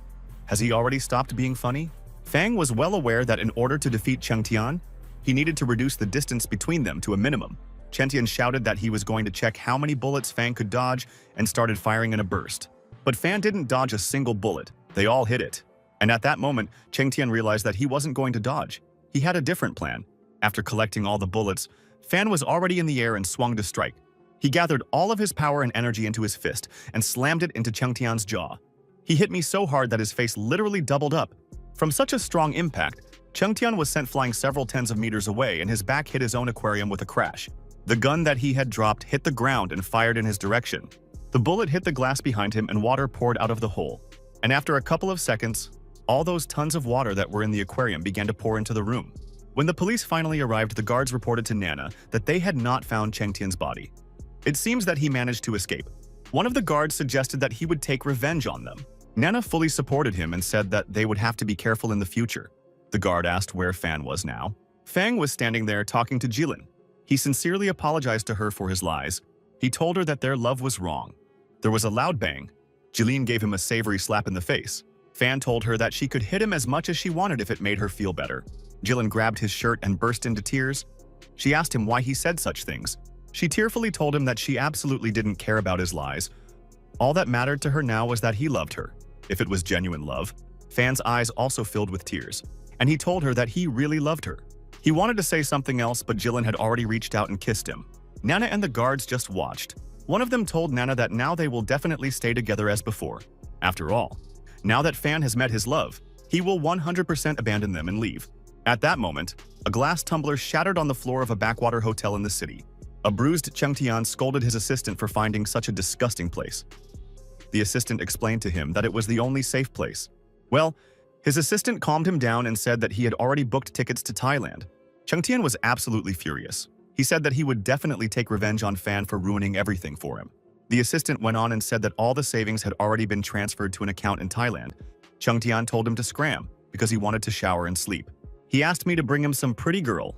As he took a shower, he yelled that this disgusting hotel didn't even have hot water. At this time, a certain girl entered the room and immediately noticed the bed. Cheng Tian came out of the bathroom still cursing at the hotel. He noticed something. There was a pretty, slender girl lying on his bed. He began to take off his robe in anticipation of the fun. A second later, a fan was placed at his throat. It was Flutterfay. She said that Mr. Q asked me to find him and give him a few words. She said that Cheng Tian was allowed to leave, but was ordered to leave all his savings in the city. After all, these savings were left for him by Mr. Q. Cheng Tian frantically begged to be released. But Flutter asked him if it wasn't him who was constantly calling her names behind her back. Cheng Tian tried to persuade her, but didn't tell her that he had saved all the savings himself. If they were doing this to him now, they would do the same to her one day. Flutter told him they were completely different. After all, Cheng Tian met the master when he was already rich and famous, and she used to dig through the trash in a torn shirt, and at that very moment she was saved by Mr. Q. So if the master asks her to kill someone, she will kill them without question. Someone came into the room and told her that they had questioned the right person. Two girls with guns in their hands walked arm in arm with Cheng Tian's assistant. They said he confessed everything. Flutter said they didn't need it anymore, and one of the girls immediately killed him without a second thought. Cheng Tian screamed harder than ever and even burst into tears, begged me to let him go. Flutter told him that everyone dies sooner or later. After doing their job and leaving Cheng Tian's body on the bed, the girls left. The next day, Nana was standing in front of Mr. Dai. She bowed and apologized to him for the failure of the mission. She handed him the check and told him that she was paying the entire amount back. Well, at that moment, Mary handed her a gold card. She said that there were $5 million on this card and asked me to accept the card. She said that even though they failed the assignment, they want to hire them. The president said that they are certainly reliable people, and he especially praised Fan's skills. Nana thanked him for his support and trust and bowed deeply. She said that this offer would be a great opportunity for her, but she just can't accept this amount. Mary and President Dai couldn't believe what they were hearing. Nana came out of the office and watched the plane fly by, high in the sky. She tried to convince herself that her decision was right. She was well aware that Fan liked Jilin, and if she took the money, it would mean that she was literally selling Fan out. When she entered her office, she suddenly saw Fan sweeping the floor as if nothing had happened. He turned and was glad to see her back. She was also very happy, and so they ran towards each other. So happy and joyful, they were ready to throw themselves into each other's arms. So Nana, instead of hugging him, hits him right in the stomach with all her might and shouts at him that he shouldn't be here. Fan told her everything. She couldn't believe Jilin had gone to South Korea alone. Fan said she couldn't help them, so she decided to stay. Nana couldn't figure out why they were supposed to be dating, and now love would only be a long way off. Fan said the White Shark people were looking for Tao immediately after the incident, and he was desperate to help Jilin, so they flew to Korea together. He believed that the main rules in life should be, do not start a relationship with anyone. When they said goodbye at the airport, Jilin tearfully told him that she could stay with him. But Fan scolded her for such words and said that he was not going to interfere with her dreams. She asked him to take care of himself while she was gone, and he said that he would be faithful and love her even more. Tao took a picture of them from the side and told them both that nothing was lost yet. Jilin isn't leaving forever. Jilin asked Fang to wait for her, and he assured her that he would. Nana brought up what it means that Jilin went to Korea only so that no one would interfere with her career. Fan, barely able to hold back his tears, said that he would also work even harder from now on. Nana just started shaking all over with anger. She sternly asked him why he hadn't warned her earlier. She grabbed his head and started shaking him violently. She screamed that he had just stripped her of $5 million. Meanwhile, Tao and Jilin were already on the plane. Jilin was fast asleep, and Tao was holding a picture of them together and admiring it. It was sunny outside.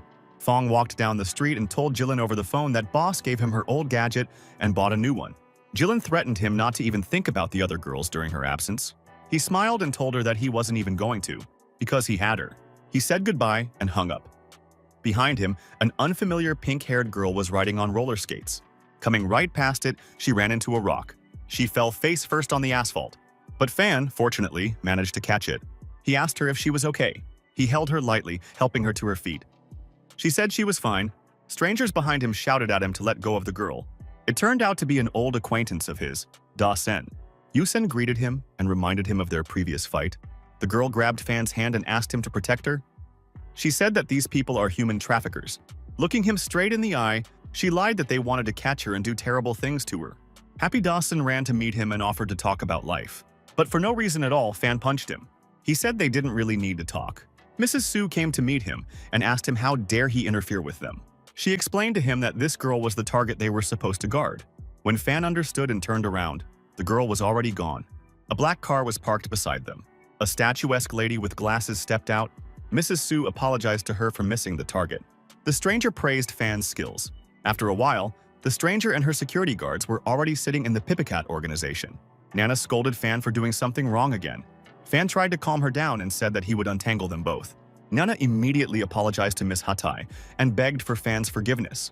But the lady hastily replied that it was just a misunderstanding. She said that Su Yutu had told her about the whole situation. And so today, she came to their organization for help. Security guards from this organization were walking with bags from the supermarket and talking about something. At that moment, Miss Hatai and Ms. Su were coming out of the office. When one of the guards saw Hatai, he immediately recognized her. Nana began to ask Su who Miss Hatai was and who she was. Su replied that she was a businesswoman from the United States. Very rich, by the way.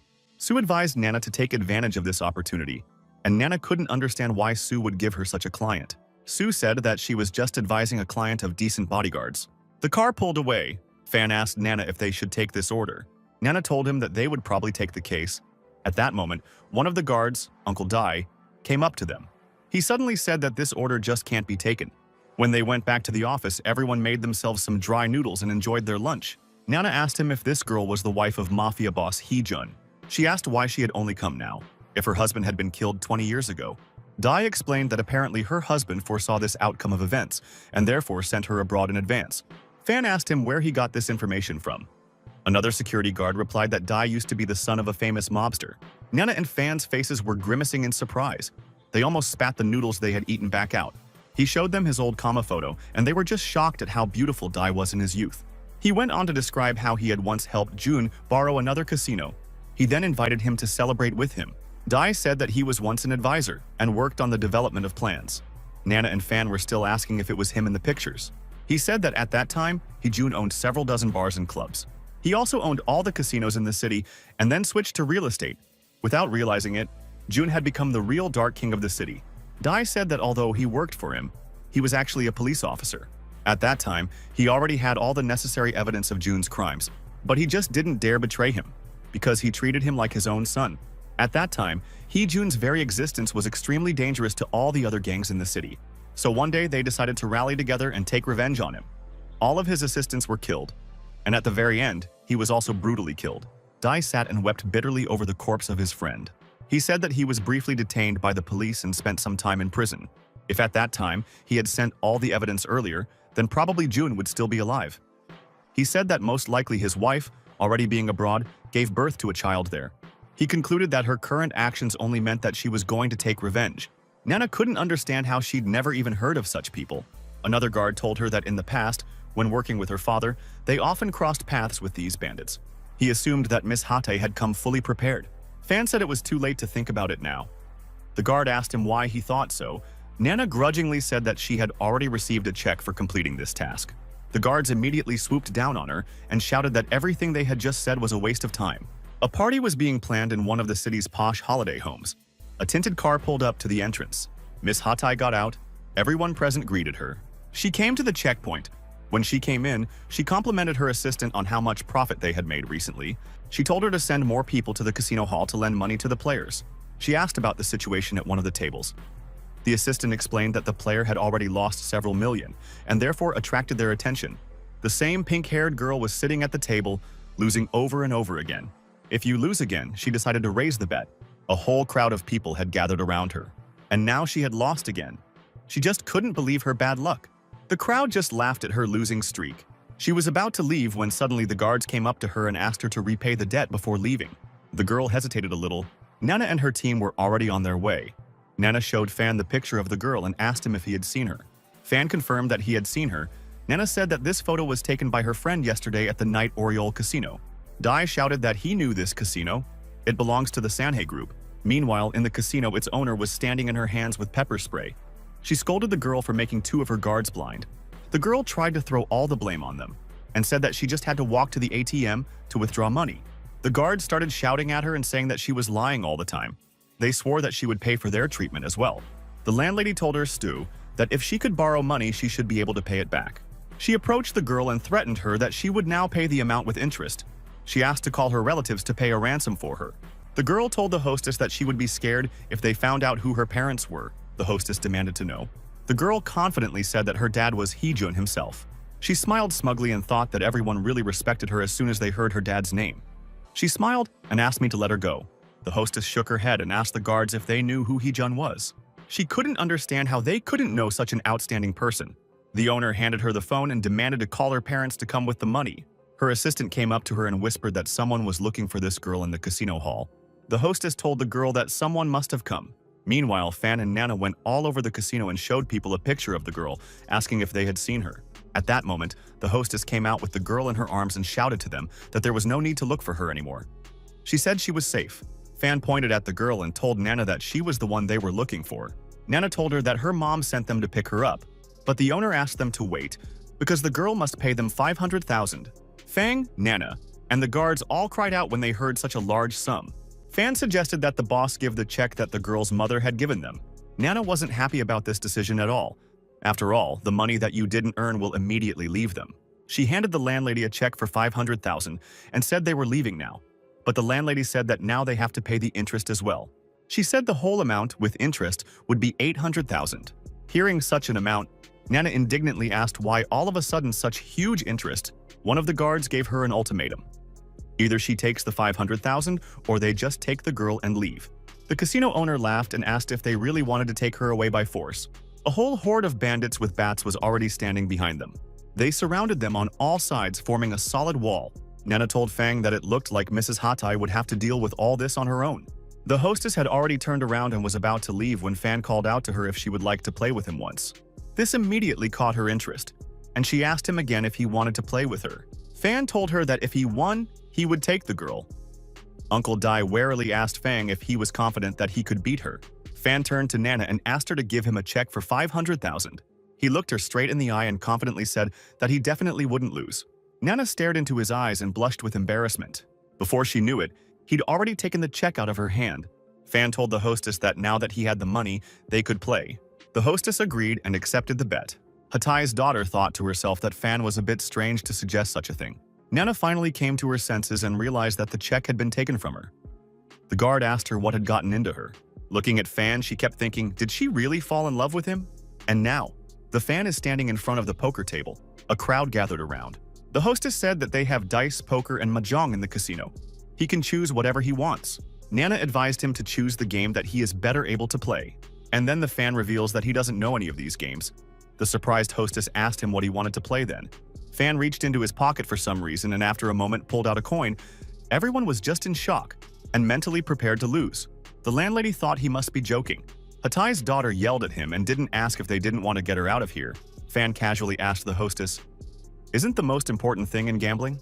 He said, "Isn't a coin game the perfect way to test your luck? There are only two sides to the coins, so it turns out that you either lost or won something." The hostess agreed. She looked him straight in the eye and said that she didn't care what to play, because no one had won it yet. Fan placed the coin on his finger and prepared to throw it. With a deft flick of his hand, he tossed the coin in the air. There was tension in the air. The coin flew high into the air above the poker table. The landlady stared at her. With a deft movement, she jumped up on the table and reached for the coin. But Fan caught it first. The landlady didn't want to give in, so she kicked the coin out of his hand. She swung her heel and tried to hit him in the face, but Fan just managed to come back from the blow. The real battle for the coin has begun. She attacked him without giving him a break. They both watched the coin drop carefully. And so, while Fan was distracted by her attack, the owner reached out to grab the coin. But Fan thought to himself that in this situation, he couldn't feel sorry for her just because she was a girl. And so, thinking of something, he swung his right hand. He slapped the hostess on the back with all his might, sending her flying off the poker table and onto the floor. He caught the coin and placed it on his wrist. The hostess was approached by her assistant, asked if she was all right. Hatai Jr., Nana, and the two guards were praising Fan and shouting words of encouragement. They started shouting and cheering, praising Fang's skills. Well, the hostess twirled her finger at her temple and asked them if everything was all right with their heads. After all, the game is not over yet. Fan just caught a coin, and now it remains to guess a side. Everyone immediately became upset again and went their separate ways. Fan descended from heaven to earth. He told the hostess that whoever guessed sideways won. He wanted to make his guess first. Well, the hostess interrupted him and asked him to give her the opportunity to make a wish first. Nana and the guard were discussing why she wanted to guess first. The guard told Nana that most likely she can guess in the direction of the coin, feeling its relief. Most likely, this is also the reason why the fan is also confident of his victory. Nana said that in that case they won only if he didn't give her the chance to make a guess first. And at that very moment, Fan tells the hostess to tell her guess. Nana and the guard simply had no words from his actions. The hostess said that for the first time she had to rely only on her luck. She said she was betting on tails. Fan braced himself to find out the answer. The whole crowd was praying for the eagle to be there, but when Fan opened his hand, there was a crumpled iron cake under his palm. It wasn't exactly a coin. Nana asked him if you were the coin he was tossing around. After taking the coin in her hands and looking at it, she said that it was now all flattened out, and therefore it was impossible to find out the correct answer. The hostess couldn't understand what all this circus of tricks was about. Fan explained to her that just because a coin has only two sides, it doesn't mean that there can only be two outcomes. So it turns out that she lost. The landlady was filled with horror and anger at the same time. She was shaking so hard that the nearby air shook. A satisfied Fan waved at her and prepared to leave. Well, the landlady stopped him and said he wasn't going anywhere. Fan asked her why on earth. Nana shouted that she had lost and should understand her defeat. The hostess told her that only normal guests can win at her casino, and therefore she will not let them go. The crowd of people that was around them prepared to attack. Fan said in his team that he would deal with everyone on his own. But suddenly someone came in and interrupted them. The woman asked if the guests really won so they can't be released. It was Miss Hatay herself and her security detail. The happy daughter ran to meet her. Uncle Dai just made sure that it was the same Hatay. She patted Fang on the shoulder and said that he was pretty good and smart. She told the hostess that she had come here to ask her to give something to Chu Wanchan. The hostess stiffened at the name. Her assistant informed her that she was currently receiving a call from Mr. Q. The hostess talked and put it in the phone, ordered everyone to let go. The girl ran up to her mother and asked her how she found her. Miss Hatay sternly told her not to make any more trouble, as she was no longer in America. The whole party prepared to leave. Well, the hostess stopped them and handed them their check for 500,000. Miss Hatay told me to keep the check because they were going to be neighbors soon. The landlady asked her what neighbors meant. Miss Hatay said that soon her Heishi Corporation will open a new gaming center right across from them. She invited the girl to come over whenever she wanted. Fan asked Nana if she thought Miss Hatay was being a little reckless. Nana told him that it was better to think about how to get rid of them now. And now the whole company was already in the building of the Heishi Corporation. Nana bowed down and begged Miss Hatay's forgiveness. She explained that a small security company like them wouldn't be able to handle such a mission. Hatay said that even though the papers weren't signed yet, since they had already agreed, it wouldn't be nice to back out. Fan was outraged. They found her daughter, and they gave that check to Miss Du. Hatay Jr. said that if it wasn't for her mother, she would still be held hostage. Fan waved a finger at her and confidently said that he could have handled that crowd with ease. Nana glared at him with a comma and asked him, "Doesn't he want to get rid of them?" Fan said she would keep quiet from now on. Miss Hatay told her there was nothing to worry about. Her daughter just needs supervision, not fighters. And besides, she doesn't ask them to fight her competitors. She said she was just asking them to keep an eye on her daughter. Hatay Jr. took Fan's arm at that moment. The girl smiled and said that in principle, only one fan would be enough for her.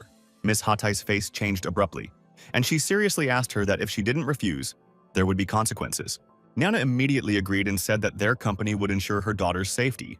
The girl pulled Fan into her room to show him a couple of her things. As they were leaving, Miss Hatay called out to Uncle Dai and asked him if he didn't want to stay and remember the past with her. He said it meant she recognized him after all. Miss Hatay glared at him and said she would know him even if he were ashes.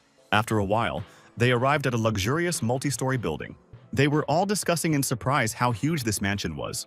Hatay Jr. happily told them that they could stay with her since they were now her personal guards, but they will all live on a separate floor for the staff. She, and even with her, only Fanu will be allowed to live.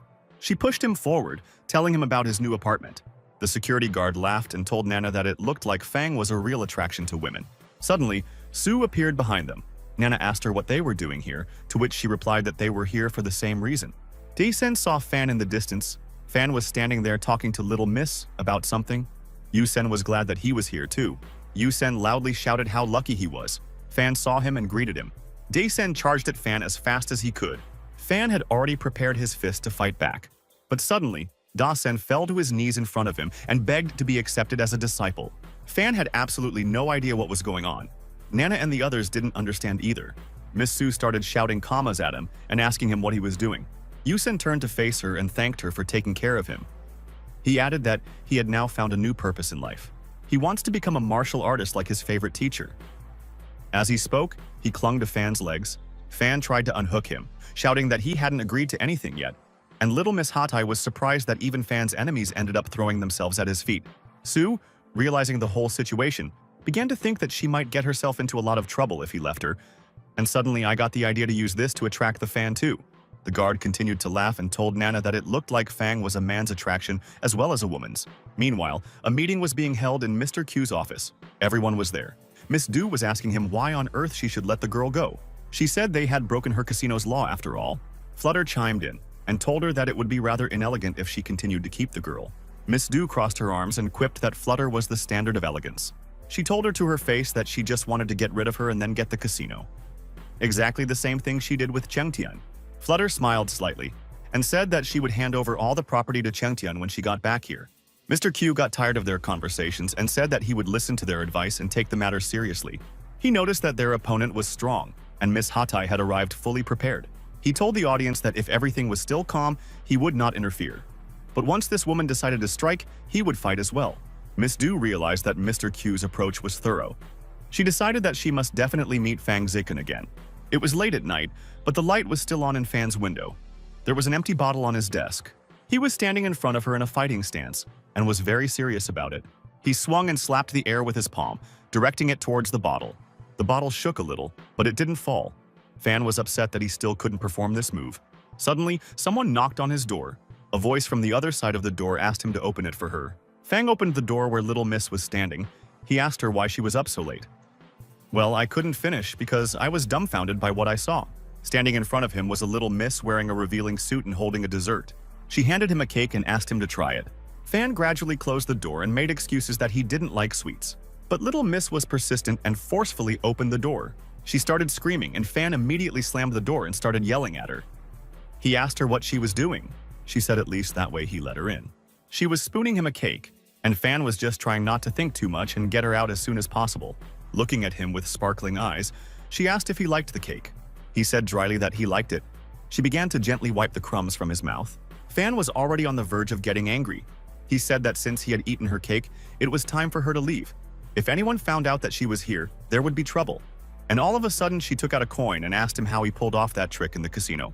Fan had expected anything but this. Little Miss's eyes lit up. She begged him to show her the trick. Fan finally understood the purpose of her arrival, and the girl kept begging him. Then there was another knock on the door. A voice outside the door asked him to speak to her. Little Miss heard Miss Sue's voice and knew that something had to be done. I can't let her see or hear and tell her mom everything. Fan pointed to the cabinet and told me to hide there. Meanwhile, he went to open the door and asked Miss Sue what she was doing at his place at such a late hour. She was standing there in her nightgown, wine in hand. She asked for help with her insomnia. Fan became even more nervous. He told her that he didn't know how to drink at all and apologized. Well, she already went to his room and said that she would teach him everything. Fan told her that he was afraid of getting drunk after the first glass. He kept trying to persuade her to come out, but she wouldn't give up and was already pouring wine into the glasses. She was already mentally considering her plan. She planned to put a powerful sleeping pill in the wine. And when it works, she will take a picture with the Fan in an indecent way and show this photo to Nana. After that, Nana would definitely kick him out of the office. And so we have both Yusen and Fang Zichen. While she mentally replayed all this, she sat and giggled. Fan asked her why she was acting so strange. She told him that she was nervous and that she had just been waiting for him for a long time. She asked him to have one drink for the company, after which she would leave. Fan agreed to this adventure. All of a sudden, there was a third knock on the door. The voice behind the door was also female. Fan didn't know what to do now that his boss was standing outside the door. Asu was only too happy about this turn of events, and now she won't even have to take a picture. Nana continued to knock furiously on the door. While Fan was wondering what his boss might need, Sue was already pulling down the strap of her nightgown. But Fan gave you absolutely no chance, and with a palm strike to the neck, knocked her out. He immediately went to open the door for his Nana. He greeted her warmly and asked her why she was here. Nana said they needed to talk about something. Fan thought to himself that at least someone normal had come to see him, unlike the other two. Before Fang knew it, she was already in the room. Nana noticed that his room was bigger than hers. He immediately told her that he could switch rooms. I was just wondering if the little miss wouldn't give herself away right now. Meanwhile, not only was little miss already sitting in the closet, but Sue was also unconscious. But Nana had told him that she wasn't here to switch rooms. She wanted to find out more about his past, now that they were not only boss and employee, but also friends. She asked him to confide in her and tell her everything. Fan admitted that he should have done this a long time ago. He shouldn't have waited for her to question him. He warned her that the stories of his past were very long, so she needed to be patient. He began by admitting that he was only half Chinese. He said that once his father was in Vietnam and met his mother there. Just at that time, the situation in Vietnam was very unstable, and wars were constantly being waged. Even his own home was damaged by this war. At the same time, he managed to lose both his house and both his parents during the night. When he was in the hospital and suddenly woke up, he could not understand where he was and what was happening. An unknown man and a boy entered his room. The boy told him that he had been asleep for 3 days. Little Fan asked them who they were. The boy introduced himself and called himself Moni. He said they were in the church, and the man was my father. He was the one who saved Fan from the rubble of the house. After saying that, Fan recalled everything that had happened that night. His father immediately rushed to reassure him. He sat on the bed and stroked his back. He told little Fan that his parents were in a better place now, and they would be very happy that he was safe now. He said that when his father saved up a lot of money, he founded a mercenary organization. At that time, this organization was not yet savages. They only acted when the war was going unfairly. Since then, little Fan has remained living in the church. At that time, there were many of the same orphans rescued from the wreckage. Their father provided them with all the necessary skills and knowledge. After he and his organization dealt with the terrorists in Vietnam, my father planned to go abroad. When he was already on the helipad, Fan ran up to him. He asked his father where he was going. He replied that he was going to Africa, so that under his leadership the squad would deal with local terrorists. As a teenager, Fan asked to go with him. His father had warned him that this trip was very dangerous and that he might lose his life. But Fan stood his ground. He said that he wasn't afraid to die at all, as long as he could fight for justice like his father. My father was amazed at the boy's courage. His assistant advised him to take it with him anyway. Fan promised him that he would never let him down in his life, and my father finally agreed. But his father warned him that he would have to tighten up his training, to which the Fan will unconditionally agree. Fan ended his conversation and summed up that this was how he became a member of the mercenary organization. Nana asked him if his organization was a true Legion of Justice. She asked him why they were known as hitmen back then. Fan started to explain but stopped. He realized that his eyes were closing and the image was blurring. He thought it was probably because of the glass of wine. When he looked up at Nana again, he began to see Jeline instead of her. He immediately asked her how she ended up in his room. He grabbed Nana's shoulders and pulled her close. Nana was trying to find out from him what was going on with him. He asked her to stay with him tonight because he missed her so much. Nana told him that if he wanted her to stay, she would stay, but he was still seeing Jilin. He called Nana, but what he thought was Jilin, cute, and reached out to kiss her. Nana did not expect such an outcome of events at all and cursed him. She raised her hand to slap him, but he caught her and grabbed her wrist. He kept thinking that it was Jilin and called her the most beautiful thing in his life. He threw Nana down on the bed with all his strength, and she kept screaming and calling him crazy. He asked her not to leave and called her Jilin. At that moment, Nana understood everything that was happening. She realized that he was seeing Jilin instead. He started to kiss her, and she screamed even louder than before. She screamed that she wouldn't be a substitute for his girlfriend. Just then, Little Miss ran up from behind and hit Fan's head with something heavy with all her might. She called out to him, trying to bring him to his senses. Inside, she was shaking with fear, waiting for the moment when he would turn around. And when he turned around, he grabbed her by the throat. He lifted her high in the air and pinned her against the wall. She began to choke and scream. He held her by the throat as she struggled to speak. Fan looked at her as if he wasn't seeing her with his own eyes. Tears began to roll down her cheeks as she struggled to get her name out. But Fang suddenly shouted that he had finally captured Sha Chengtian. In fact, instead of the small militia, he was seeing Chengtian all the time. He told him all sorts of nasty things and threatened to pursue Jilin for the rest of his life. Little Miss was already on the verge of losing consciousness. The tears were still pouring down, but she didn't have the strength to say anything anymore. And suddenly, someone's arms were wrapped around Fan. Nana hugged him from behind and assumed the role of his girlfriend, asking him to let Chengtian go. Only then did Fang finally loosen his grip and let go of Little Miss. He lifted Nana in his arms and carried her. He casually tossed it on the bed. She looked into his eyes with tears in her eyes. He was looking at her with a smile. She was well aware that he wasn't thinking of her right now, but of his girlfriend, Jilin. The next morning, Sue stood in the kitchen and exclaimed that she hadn't drugged him yesterday. Nana was furious. She was yelling at Sue that she almost killed Little Miss with her actions. Little Miss scolded her and asked how she could have done such a vile thing to Fan. Sue apologized and said that there was no need for Nana to stay with him for the night, but Nana explained to her that at that moment he thought Little Miss was Chengtian, and that's why I was so eager to kill her. Little Miss said that now that she remembers all this, it makes her even scarier. If Nana hadn't intervened, he would have easily taken her life. Sue began frantically apologizing to Nana and said that she didn't want this outcome at all. Nana said that after that, she didn't even have the right to say her name. She told Sue that in order to pay for her oversight, she owed her half of the company's profits. Sue gave her a pitiful look and said that half of it was too much. Nana bared her teeth and said that even this amount wouldn't be enough. At that moment, Little Miss asked her that this way it turns out that Fan became her very first time.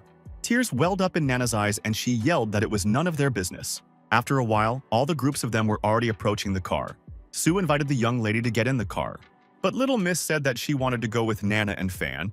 Uncle Dai said that if that's what Little Miss wants, then so be it. Another guard told him that they should actually stick to the plan. Well, Little Miss was already smiling and thanking Dai. Fan watched Little Miss and Nana get into the car and noticed that Nana was shaking all over for some reason. He immediately realized that she had a very strange gait. He couldn't figure out what the reason was. When they left the mansion, there was a car parked nearby. Miss Du was in it, directing her driver to follow their car. Don't waste a second. They started chasing after Little Miss's car. The girl was showing Nana a new collection of handbags in a magazine. She offered her something to eat after the shopping trip. Uncle Dai handed over a packet of chips and asked if they would like a snack now. Little Miss was overjoyed, but she was surprised how he knew that she liked this brand of chips. He said it was just a coincidence because he loves them too. She asked him where he got these chips because they're only sold in the States. Dai explained to her that he was looking for them on purpose. Suddenly, a large truck pulled out in front of the car, and the driver immediately sensed something was wrong. He slammed on the brakes to avoid a collision. Everyone in the car swayed from the sudden braking. Sue looked out of the window to scout the situation. In a split second, they were surrounded by a ring of cars. They were trapped. Nana asked the driver what the reason is and why they stopped. He called out to her worriedly that they were surrounded. Armed bandits started getting out of all the cars. They were extremely aggressive and unfriendly. One of them, who was carrying a sledgehammer, hit her on the windshield of the car. The driver squeezed his eyes shut and covered his face with his hands to keep out the shrapnel. When he saw Little Miss, he viciously shouted at her to get out of the car. But then he was suddenly punched in the face. Fan immediately got out of the car through the broken glass. He immediately struck out at the second bandit. The guard shouted to Fang that they would have to force their way out. Fan ordered the others to protect Little Mistress. He said he'd take over clearing the tracks. Uncle Dai, while covering Little Miss and Nana, told him to follow him. They began to make their way in a small but dense ring. Gradually, ordinary passers-by began to get out of cars in the area. They were horrified by the mess that was happening on the road. One of the strangers picked up the phone and called the emergency service to report the situation. Well, suddenly, Miss Du appeared behind him. She presented a gun to his head and ordered him to hang up immediately. Uncle Dai, third brother, and Miss Sue fought hand in hand against the bandits. Fan eliminated the bandits one by one. Suddenly, one of them appeared behind him, knocked down and wanted to strike. But Dawson saw it earlier and warned his master. Standing back to back, Fan told him that he still hadn't accepted him as a disciple. But Yu Sen said that regardless of whether he is a disciple or not, Fan will be a master for him. Nana shouted to Fang to think of a way out quickly. She guarded Lord Hatai with her body. Miss Du, who was watching from the side, ordered all the bandits to retreat, but before the bandits could get out, unknown individuals with rifles appeared behind them. Miss Du couldn't figure out where they came from since she didn't call them. 3 girls with guns approached. They were wearing masks, so it was impossible to see their faces and identify who they were. Miss Du's assistant also didn't know who these strangers were. One of the strangers said that they were called to help them. The second stranger grabbed her weapon and prepared to shoot. She fired at once in a burst and immediately at all the bandits. They tried to run away from the bullets, but they mercilessly hit their bodies. Yusin also didn't understand anything and asked Fan who they were and what was going on in general. The strangers advanced without stopping shooting. A little more, and the bullets will start hitting them. Fan yelled at Nana and Miss Hatai to leave the job to him and promised that he would deal with them. Nana screamed at him not to do it, as it was too dangerous. But Fan no longer heard her and ran straight towards the strangers. Suddenly, he saw a small flying object in the sky. It was flying straight towards him. Looking at the object more closely, he realized that it was a grenade. Without thinking twice, he soared into the air and kicked the grenade with a powerful kick so that it flew to a safe distance. The grenade exploded in the air directly above him. The bandits, meanwhile, were running in different directions and did not understand why they were opened fire on them. After all, Miss Du had just instructed them to teach Miss Hatai a lesson. Hearing this name in the crowd, Nana guessed that Miss Du was behind all this. Meanwhile, the strangers agreed among themselves to kill the annoying fan. It had already accelerated and was rushing towards them at full speed. There was no fear or despair in his eyes, only confidence.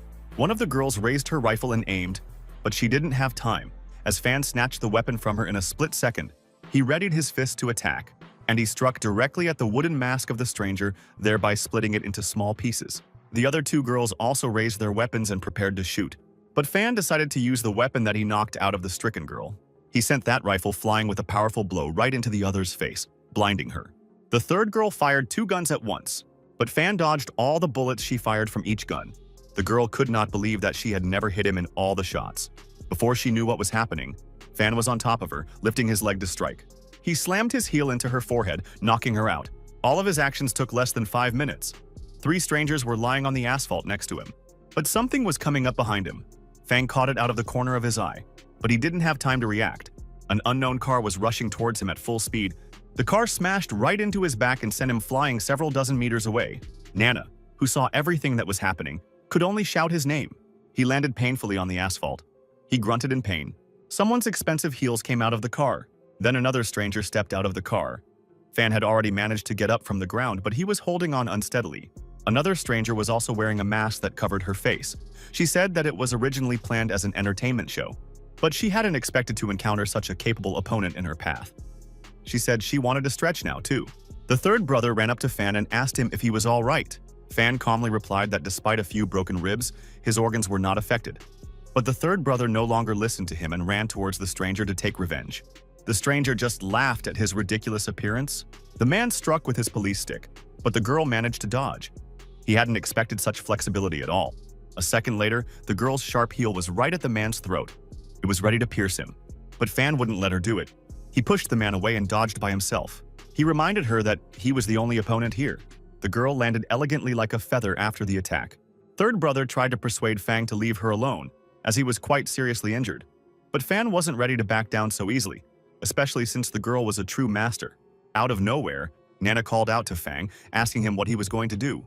Trying to lighten the mood a little, she smiled and said that when they were done, they would go shopping together. The stranger had already made her first move and was flying straight through the air towards Fan. In midair, they clashed in an epic battle. She used her sharp claws as a weapon and left a scratch on Fan's cheek. He only used his fists. He swung his arm and stabbed her right in the chest. But suddenly, his hand seemed to sink into his body, as if it were clay instead of a body. Taking advantage of his bewilderment, the girl launched numerous attacks with a pair of sharp movements of her claws. Fan was cut up from head to toe. The wounds were quite deep and immediately started to bleed. Yusen tried to intervene, but Su stopped him. He shouted that Fan was clearly asking for death in this way. Nana was the most alarmed of all. She thought to herself that she had never seen such a sickly look on Fan before. She was very scared. Despite his injuries, Fan decided to knock the opponent down and wrapped his arms around her waist, lifting her up in the air. He shouted at her that he had finally caught her. His eyes lit up in a blaze of rage and he shouted at her to get the hell out of there. With all his weight, he lifted her into the air, but she was completely calm. She said if he wanted to throw her over the bend, he couldn't do it. She dug her nails into his back, causing Fan to cry out in unbearable pain. He loosened his grip on her, and she used it to break free and land on the ground. Now it was she who intercepted him, digging her claws into his back to throw him into the deflection. In a split second, she had already thrown it to the ground. And despite everything, she landed on her heels just as elegantly. Fan plopped down on the ground and skidded on the asphalt for several dozen meters. Nana was very worried. She had only just realized the full extent of his opponent's strength. The stranger's assistant told her that it was time for them to get out before the police arrived. Fan barely got to his feet and was already thinking that he simply had to defeat his opponent. Behind him, Nana was running as fast as she could. He suddenly exclaimed that he wasn't going to lose today. The stranger thought to herself that he was quite annoying. If you let him survive now, then he might become a problem in the future. She took up a fighting stance and spread her claws. She shouted that she would get rid of him right here and now. Fan was already on his way to her and swung to attack. But he missed with his punch and missed her. The girl slammed her other hand into his chest with all her might. There was a loud bang. But Fan wasn't going to give up. He swung again, and this time he hit. But his hand seemed to sink into the clay again. The stranger appreciated his new, stronger punch, but still, he wasn't strong enough. She returned all of his invested strength back to his hand. The force that resonated in his hand shattered his finger bones almost to smithereens. Dasen shouted in surprise, unable to understand how his great master could lose a fight. The stranger was already prepared for the next blow. With a battle cry, she ordered him to die. And with a quick swipe of her fingernails at various parts of his body, she turned him into a sieve. And with so many punches from the sharp claws, all of his ribs were broken. Nana and Uncle Dai hurried to help him and ran to meet him. The stranger was ready to strike a decisive blow and prepared her palm. A powerful palm strike landed again on the chest. Again, there was a characteristic pop. The force sent Fan flying horizontally straight past Nana, who was running towards him. There was a crash and a crash of glass. He slammed into a truck parked a few hundred meters away from the scene of their fight. Nana couldn't hold back her tears any longer. She ran as fast as she could, but a stranger had already appeared behind her and was preparing her claws to attack. But suddenly a shot rang out. Paul had to hit the stranger's shoulder directly, making a hole in it. Miss Du was standing nearby with her gun raised. Taking aim, she fired again, and then again and again. But the stranger dodged every bullet.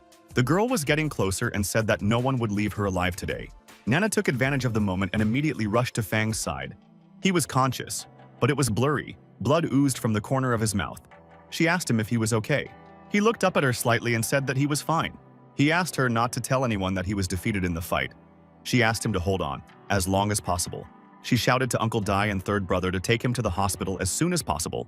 Su Yutu, meanwhile, caught up with Miss Du, who was about to leave. Su asked her what was going on here, and how it was that they weren't in league. Miss Du told her that she was just trying to scare her. She turned around and said that she and Mr. Q had completely different paths, and advised them to be careful as they left. She immediately went to the Sangay Company's hotel. She walked into the main entrance and called out to Chu Wanchun. He greeted Doolittle. Miss Du immediately noticed that Flutter Fei was sitting next to him.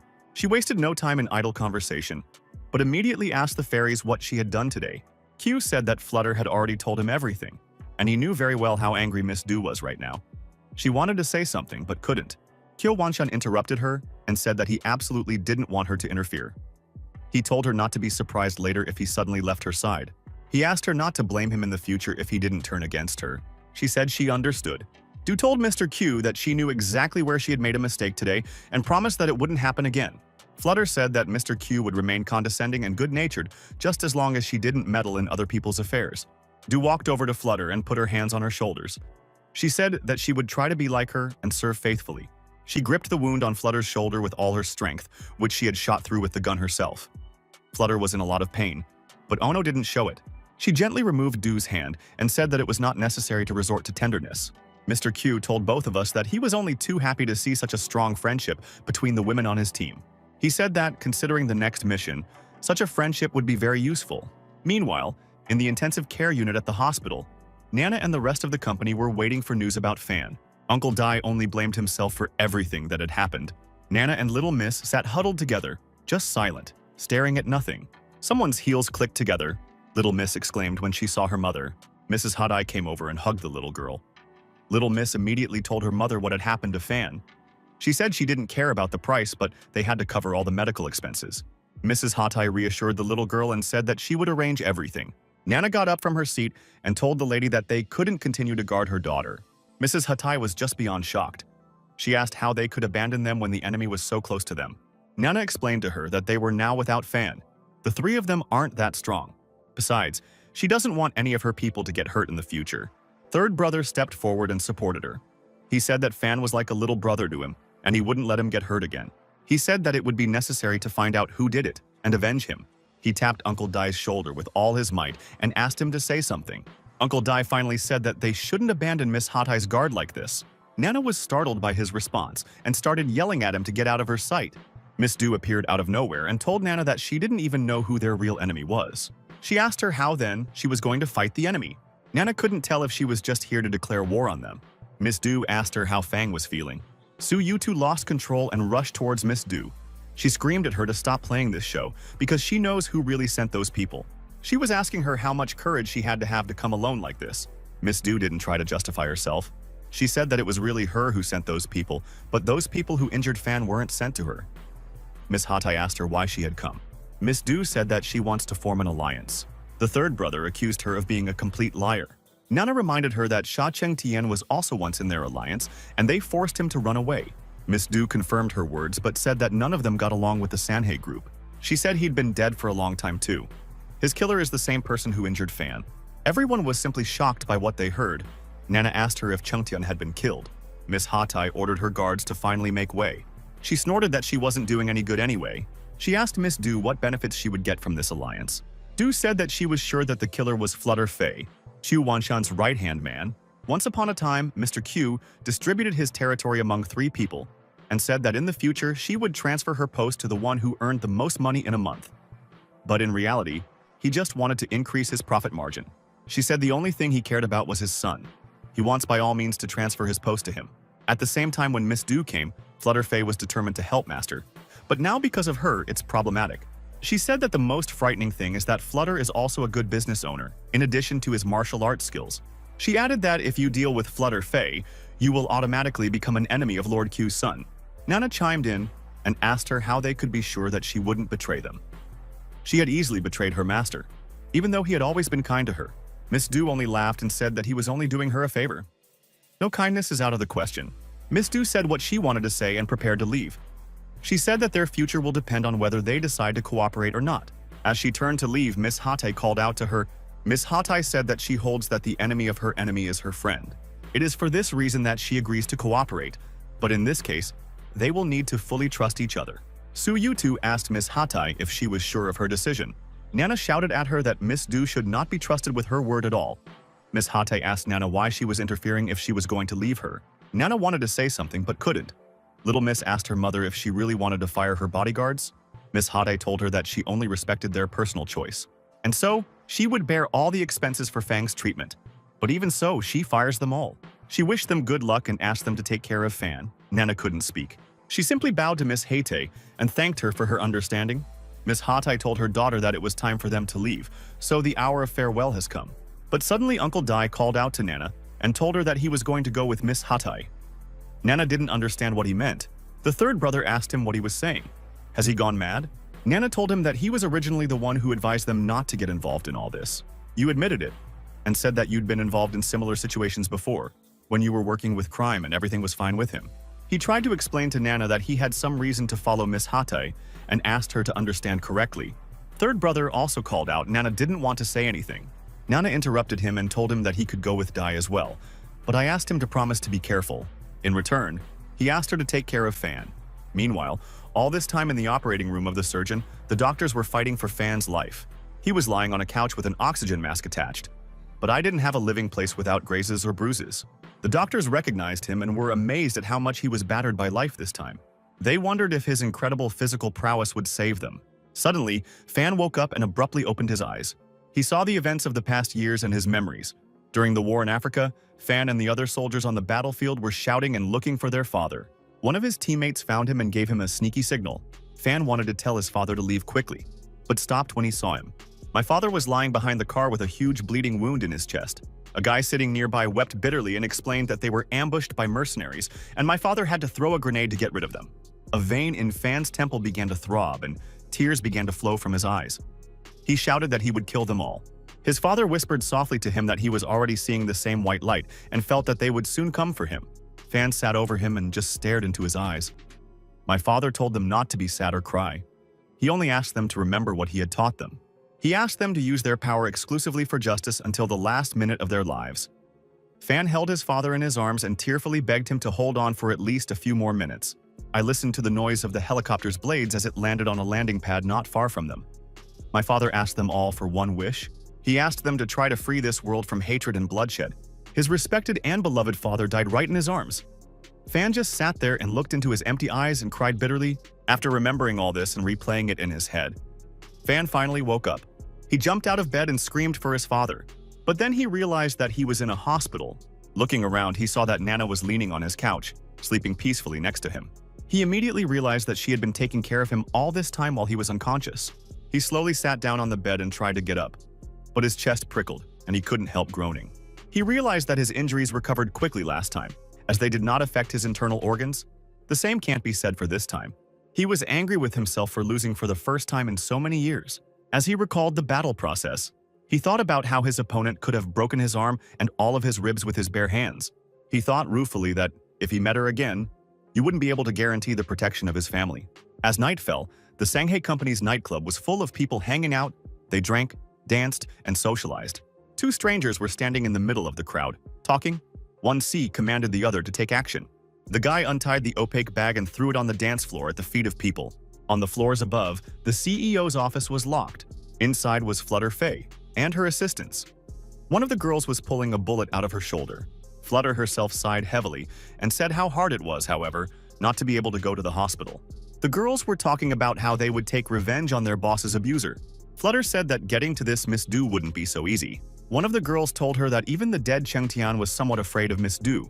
Flutter stood up from her chair and said in a threatening voice that anyone who hurt Mr. Q would pay with their lives at her hands. Someone called the phone.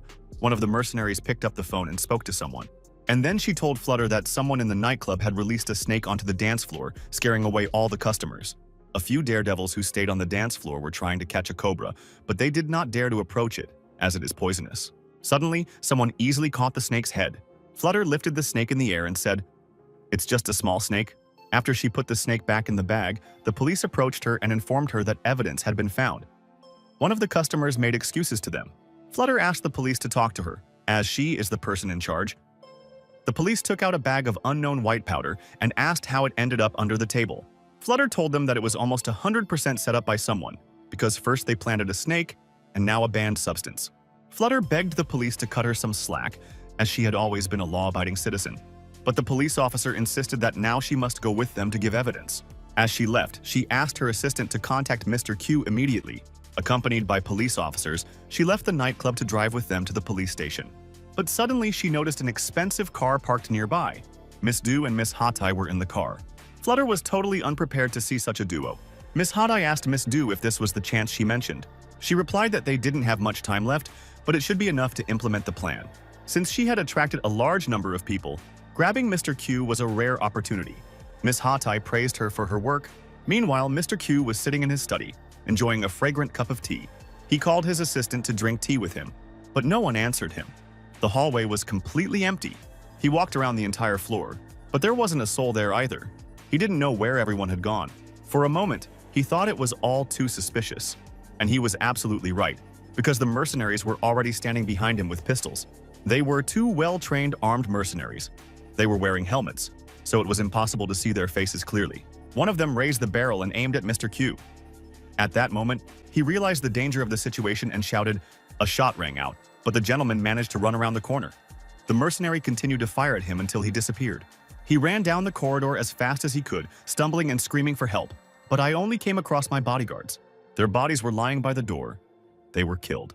Mr. Q made up his mind to run to another floor and ran out to the stairwell. He listened and heard the mercenaries talking. They were discussing a plan to kill him. He realized that running down wasn't an option. He decided to go upstairs. When he opened the door on the next floor, he came across another mercenary. It turned out there was a whole crowd of them, and they were all armed with various cold weapons and firearms. He glanced at the elevator and knew he had to get there. If he can get to the elevator, then he can escape. But when the elevator arrived at the floor and its door opened, another mercenary appeared. He was standing there in the aisle, looking at it. The crowd was already urging him on from behind. He was trapped, but suddenly the mercenary fell out of the elevator, and an unknown girl appeared behind him. She reached for the handle of her katana and was ready to let it into the fight. In a split second, she drew her katana from its scabbard and charged into battle. She dashed past Mr. Q and called out to him that his men were waiting for him below. It swept past all sorts of swords, daggers, and mercenary axes. Mr. Q got into the elevator and watched everything that happened in the corridor until the doors closed. He had never seen this girl before and wondered if Flutter had sent him to Faye. He took the elevator down to the bottom floor. The door opened with a comma, and he saw what was happening in the corridor. The bodies of the mercenaries were all over the floor, and his son was standing in the distance. He asked him if he had expected this turn of events. Kyo Jr. grinned and told him that if it wasn't for the message, he would have been dead by now. The action moves to the Sanhei Group Billiard Club. One of the waiters tried to persuade me not to do anything stupid, but the enraged man shouted for him to quickly bring out all the guests and call all the employees of Sanhei Company to him. He wanted to teach them all a lesson urgently. Miss Du was in the car with Miss Hatai. She shared with her that it took a lot of time to prepare this plan. She can't wait for them to succeed. Miss Hatai praised Miss Du for getting rid of all of Flutter's henchmen in just one night. She also said that she was thrilled to be working with Ms. Du, otherwise, she would have already been defeated. Since it was already quite dark outside, Little Miss was lying on her bed in her pajamas and swinging her legs out of boredom. She had already played games, but she was still bored and dreary. She wondered what was going on with Fan and Nana right now. There was a knock on the door. She opened it, and Uncle Dai was standing behind her. She greeted him.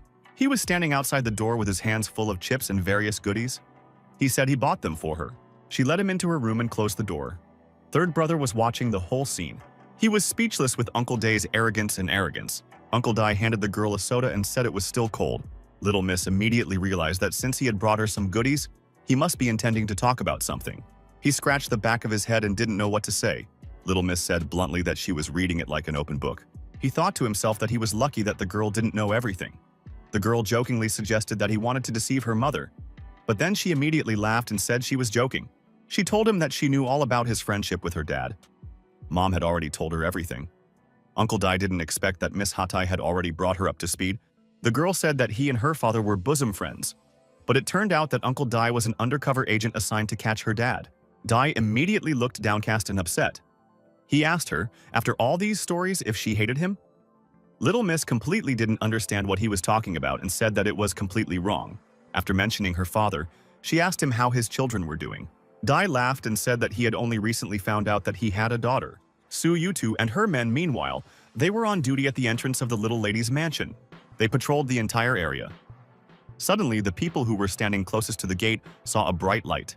A large truck drove through the gate at full speed and smashed down the gate. Sue and Dawson were trying to figure out what was going on, but before they knew it, a gang of masked armed mercenaries burst out of the truck. Uncle Dai told Little Miss that he thought he heard the sound of gunshots. The mercenaries, meanwhile, had already chosen the door and entered the house. Dai, seeing them, immediately ordered Little Miss to run. Before the mercenaries realized that their target was right in front of them, the third brother came around the corner with a bat. He swung the bat over the heads of two mercenaries at once, knocking out a couple of teeth each. He picked up their weapons from the floor and held them in both hands, cigarettes in his mouth. He looked very impressive. Little Miss couldn't contain her admiration and exclaimed how good he was.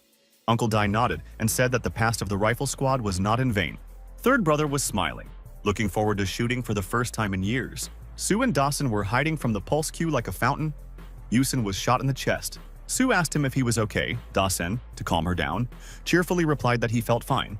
Third brother went outside and called out to the mercenaries. One of the mercenaries only managed to turn around halfway and didn't understand anything. The third brother fired two weapons at the same time and killed the remaining mercenaries in a split second. He told everyone to follow him. Well, suddenly something small but iron flew under his feet. Realizing that it was a grenade, he immediately ordered everyone to lie down on the floor. An explosion occurred. Columns of smoke and dust rose into the air. The flames gradually burned out around the explosion site. Pleased with themselves, the mercenaries stood over them and laughed that they could not trample on a grenade. One of them ordered to take the girl. They took her by the arms and dragged her away. But suddenly, Uncle Dai grabbed one of the mercenaries' ankles with a shaking hand. He screamed and begged not to take Little Miss away. He asked the mercenary to take him instead of the girl. But the mercenary was tired of all this, and he raised his weapon. The rifle was at Uncle Dai's head. A terrifying series of shots rang out. The hand holding the mercenary gradually loosened and fell to the asphalt. Third brother kept trying to call Dai, but the man never answered him again. Nana and Fan were already rushing to their aid at full speed. They were traveling at high speed on a motorcycle. Fang, who was barely able to stand still, asked her to go a little slower. Gradually, dawn came, and the sun was already showing over the horizon. Fan and Nana arrived at the scene and were instantly thrown into shock. In front of them, third brother was sitting on the floor with Uncle Dai in his arms, and Sue was sitting next to him. Nana asked him what had happened and what had happened to Dai. Su Yutu replied to her, barely holding back her tears, that he had been shot.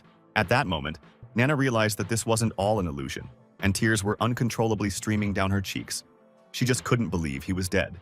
Fan asked third brother who did this to Uncle Dai. Yusen told him that none of them knew. But what he does know is that the war between Flutter and Hatai has officially begun. Mrs. Hatai arrived at the scene immediately. She said she had already received a report of the abduction from Flutter. She said in a gruff voice that if anything happened to her daughter, the entire company would be held accountable. Fan yelled at her and blamed her company for what had happened. Nana walked over to Dai's body. Her hands were shaking wildly, but she tried to keep her composure. She faintly said, "Let's go home." The third brother also approached Dai and suggested that he go home. He carried his body on his back. They gradually moved away, leaving Miss Hate at the mansion. It's been some time since his death. Nana was still very sad and could not find a place for herself. She went outside to get some air. Fan caught up with her and told her that he had brought her something to eat. She also sadly told him that she had absolutely no appetite right now. Fang asked her if third brother was still dealing with Uncle Dai's affairs. She nodded slightly. He asked her if it was because Dai had instructed her to stay with little Miss Hatai. He wondered if maybe he just felt guilty about those times. Nana said they couldn't know for sure. Nana said that they should also be thinking about how to save little Miss now. Fan gave her a kind smile and told her that he was thinking the same thing. Suddenly, a third brother appeared from the gate. He was holding a neat box with a picture of Uncle Dai in it. Nana looked at the picture sadly and tried to control herself. My brother said that he probably guessed how Miss Hatai and Uncle Dai were connected. Nana asked him, "Isn't this just the daughter of a good old friend?" Third brother only said that things weren't as simple as they looked. It was already a late dark night outside. Flutterfay was just leaving her house. Outside, her assistants were already waiting for her. One of them said that Mr. Q was expecting Flutter and wanted to talk to her. A car pulled up to the curb and the side window opened.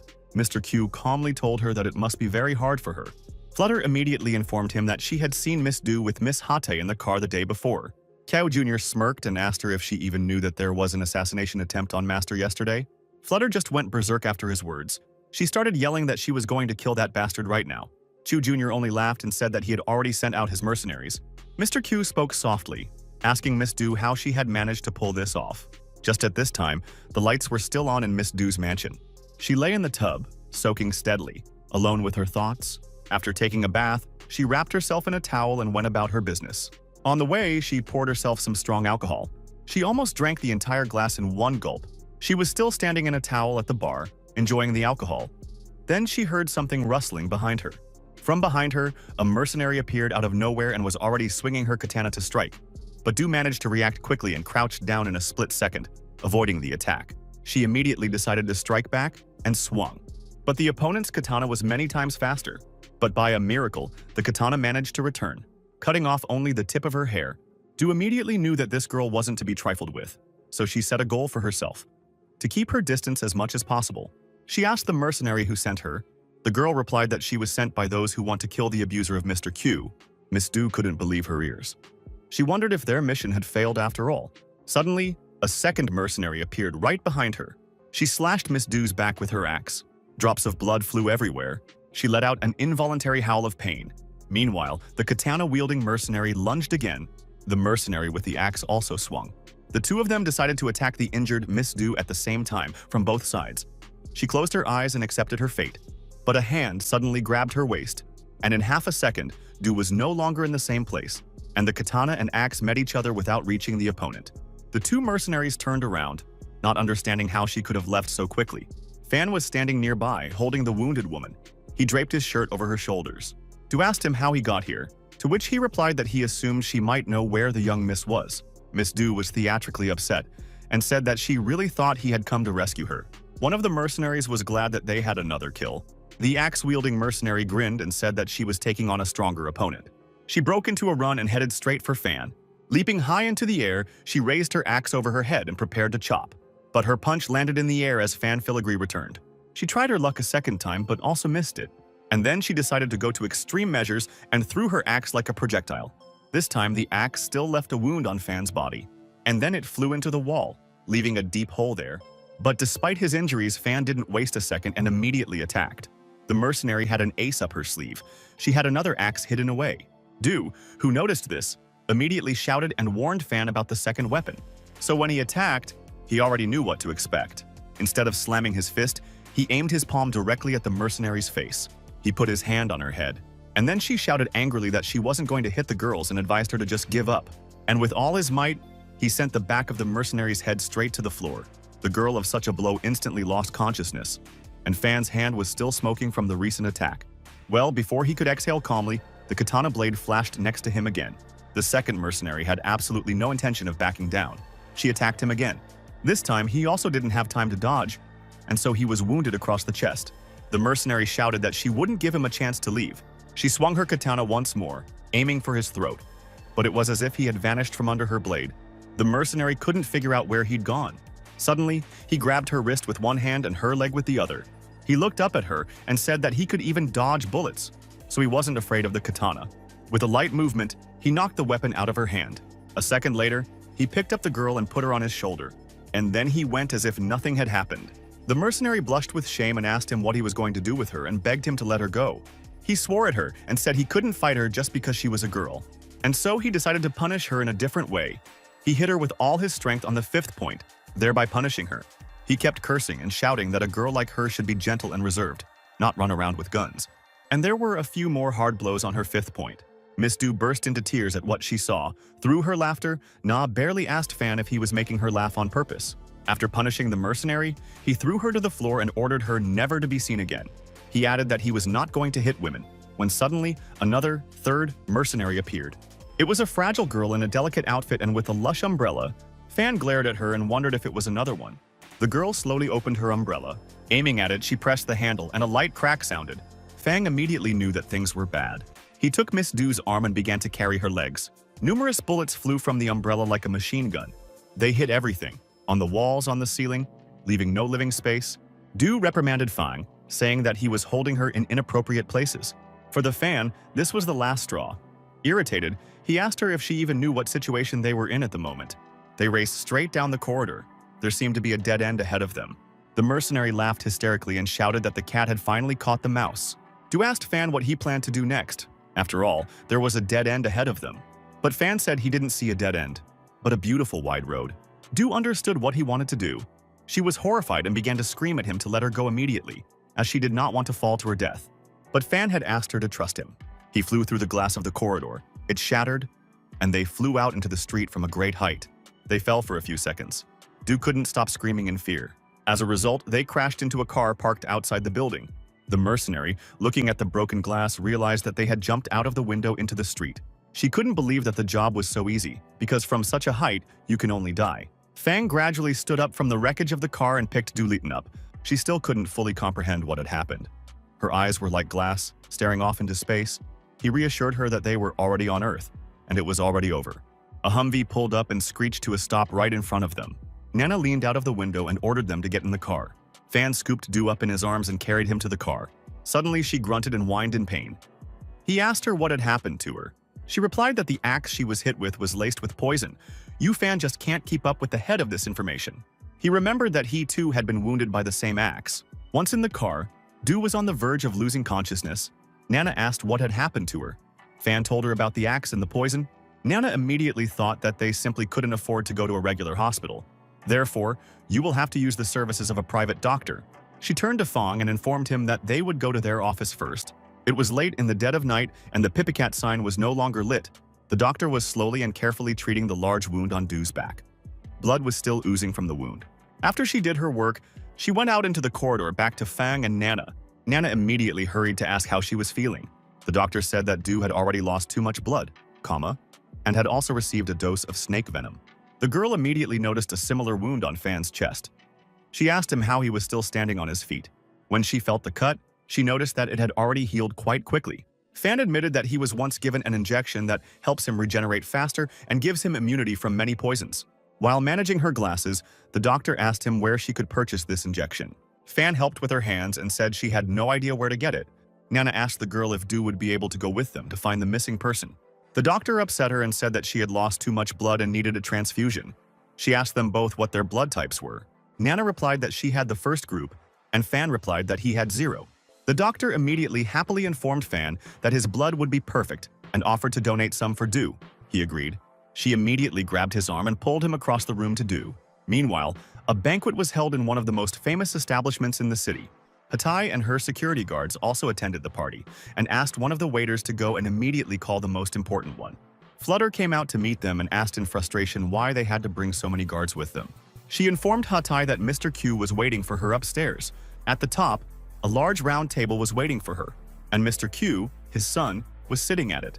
Q greeted Hatai and said that he was very happy to finally meet her. Hatai decided to get straight to the point and asked not to beat around the bush. She immediately asked directly where her daughter was and if she was all right. Q calmly sipped his tea and told her that her daughter was fine because she was his niece and he would never hurt her in his life.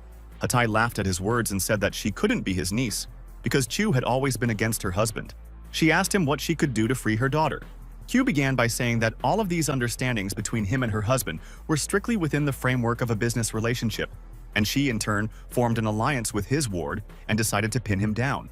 He told her that he wanted her to shut down all her establishments in the city and put his company in charge. And also as a bonus, so that she leaves China forever and never comes back, Somewhere out of town, in an abandoned warehouse, light streamed in from every window.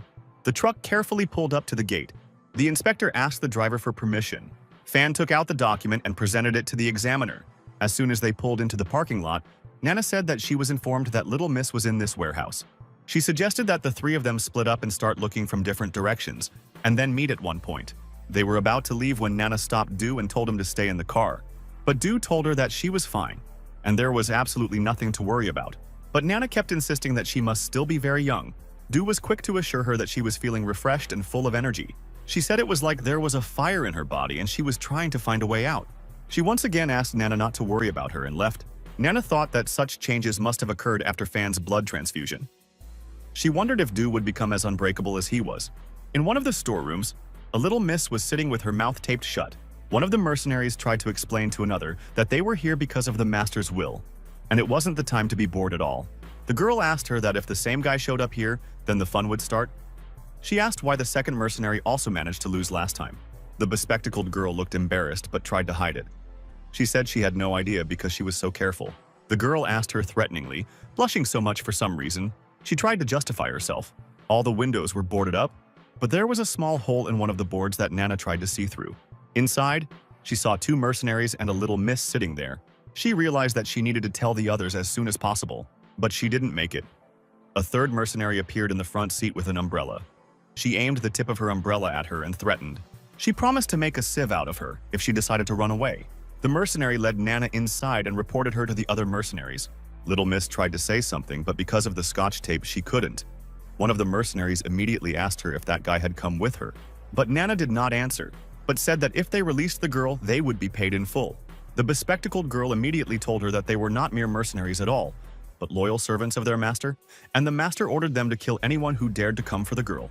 The mercenary who was standing in front of Nana yelled and demanded to answer her question. Nana smiled and asked if she really wanted to meet Fan again. It's not even close to his level. The girl's face immediately changed and she reached for her weapon. In a split second, she took out her axe and swung it at Nana. But a bullet suddenly hit the axe and bounced off into the ceiling. Both girls didn't understand what had happened. Du stood in the doorway, a gun in each hand, and ordered Nana to hide. She started firing both guns furiously. One of the mercenaries opened her umbrella, deflecting all the shots. Du guessed that the umbrella must be bulletproof.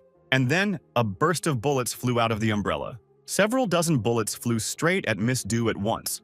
She didn't have a chance to hide, but she dodged each bullet time after time with incredible speed. The mercenaries simply couldn't believe their eyes. Nana noticed the similarity to Fan's skills and realized that it was the effect of his blood. Du realized that her guns were completely useless. She smiled mischievously.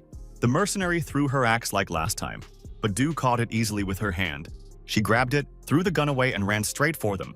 The mercenary realized that it was time for them to retreat, as the umbrella was now useless as well. The two axes met in a melee, and there was the sound of metal clattering. The mercenary tried to think quickly about her next move. The second mercenary was already behind Du and swung her katana, but Du was already getting a taste for it. She told her something was too slow for her, and, swinging, she kicked the girl in the stomach.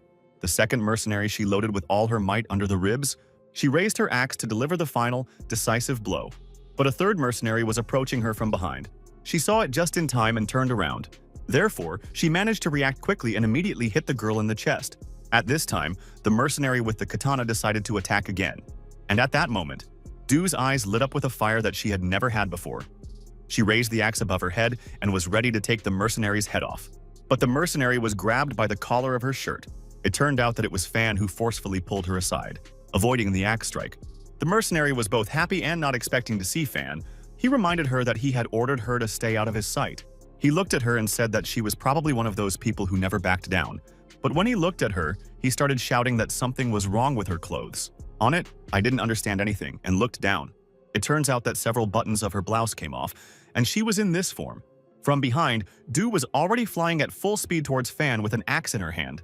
In her frenzied bloodlust, she no longer knew who was the enemy and who wasn't. She threw her first punch, but Fan was able to dodge it. He immediately attacked her to bring her to her senses. Du staggered on the spot. Nana ran up to them with a comma and asked him if he was okay. She said that Du took over from him not only abilities, but also became too aggressive. While they were talking, Du had already regained her senses and was ready to attack again. She ran back to Fang. Fan shouted to Nana that he would take care of her and let her save Little Miss. Nana listened to him and immediately rushed to the bound girl. Well, a mercenary with a katana suddenly appeared between her and the little miss again. She threatened that if Nana took another step, she would have to use force. Nana looked at her and silently took off her outer clothing. She handed the jacket to the mercenary and told her to cover up. The bespectacled girl began to think about what she should do. Her enemies had just saved her. She snatched the jacket out of Nana's hand and curtly told them to get out. Meanwhile, Du continued her fight with Fan. She wasn't herself. Fan grabbed her and tried to calm her down. But it didn't work, and Du kicked Fang with all her might. He gritted his teeth in pain and told her that she had asked for it this time. He yelled that she left him no other choice, and he smote her head with all his might, and smote her on the forehead. There was a loud bang. Du immediately lost consciousness. Fan caught her in his arms and exhaled. Nana had already freed Little Miss, and she ran to meet her rescuer. She hugged Fan and cried with joy that he had come to save her. Nana, looking at the whole scene, was angry that Fan managed to hold a girl in each hand. One of the mercenaries who was lying on the floor unconscious, the phone rang. Nana took it, and realized that it was probably her boss calling her. Fan told her what to do to get on the phone. Nana picked up the phone and said she was listening. Junior Chu told her that Hatai had agreed to all the conditions. He said they would be in the warehouse soon. Hatai hoped that they were about to be reunited with their daughter. After a while, several cars pulled up to the warehouse. Chu Senior and Junior, Hatai, Sue, and Flutter entered through the main gate. Junior Q froze in surprise. The warehouse was empty and empty. Standing on a beam near the ceiling, Fan watched everything that was happening and waited for the moment. Q Jr. began to justify himself and says that he does not understand where the girl went. Mr. Q shouted at him and demanded that he investigate immediately. Suddenly, Fang jumped down from the ceiling right in front of Chu Jr.'s face. He immediately turned to face Mr. Q Sr. Flutter managed to react quickly and cover it. She ordered the master to run, but Fan grabbed Q Jr. instead. He wrapped his hand around his throat, taking him hostage. Mr. Q shouted that they needed to talk things over first and asked them not to do anything stupid. Little Miss called out to her mother. Miss Hate turned instantly and broke into a grin. Mother and daughter were reunited and embraced. Hatai immediately asked her daughter if she was all right. Kyo Jr. shouted and asked where his loyal mercenaries had gone. Nana told him that 2 of them were tied up in the warehouse, and 1 of them had escaped. Fan told the master that they just wanted to get out of the warehouse alive. He ordered his men not to follow them. Nana ordered Fang to leave. Fan said that when they were safely away, he would release the hostage. But all of a sudden, Q Jr. smiled evilly. He abruptly grabbed Fan's arm. Fan clearly hadn't expected this turn of events. Taking advantage of the moment, Q Jr. slipped out of his grasp. He immediately rushed to the little miss and shouted that her time had come. But Miss Hatai covered it with her body. Q Jr. dug his claws into her throat. There were deep wounds on her neck that looked like they were smoking. It seemed that there was poison on Q's fingernails. He just laughed and said that it didn't matter who he killed first. Fan had already appeared behind him and was swinging to strike. Little Miss screamed for her mother and burst into tears. Fang punched Q Jr. with all his strength, but the latter managed to dodge. There was a rustle behind Fan. A fan was flying at him at full speed. He almost brushed past him and went back to his mistress. Flutter pointedly said that they had finally met again. Fan realized that this was the same mercenary that he had failed to defeat last time. Little Miss sat over her mother, crying and begging her to hold on until the hospital. Nana explained to her that Chu Jr.'s fingernails were probably soaked in poison. Hatai was very pale, blood was running from the corner of her mouth, and there were heavy bruises under her eyes. She starts telling Nana that if something happens to her, but Nana interrupted her and said that everything would be fine. Hatai said that she knew very well that she wouldn't last. She asked Nana to take care of her daughter for Uncle Dai's sake. Nana immediately recalled third brother's words, wondering what had happened between them, and who exactly is Little Miss. Hatai apologized one last time to her daughter for everything. The girl screamed and cried. She put her hand to her cheek and told her that she would be fine. But Hatai's hand suddenly weakened and fell. Little Miss looked into her eyes and froze. A second later, she burst out with a scream. Fan turned around to see what was going on.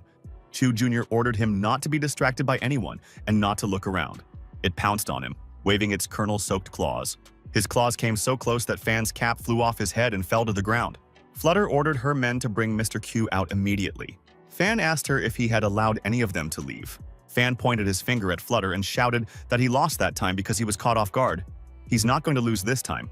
Flutter giggled and ordered them to attack. Fan ran to meet her. She armed herself with her fan. The battle had begun. In a split second, Fan was behind her. He swung and shouted for her to die. With all his might, he slammed his fist into her back. Flutter staggered from the impact. She bared her teeth and told him that his was good enough. She returned the full force of his punch back to his fist. His finger and palm bones immediately shattered into small fragments. He shouted at her. Does she think her little trick will work on him twice in a row?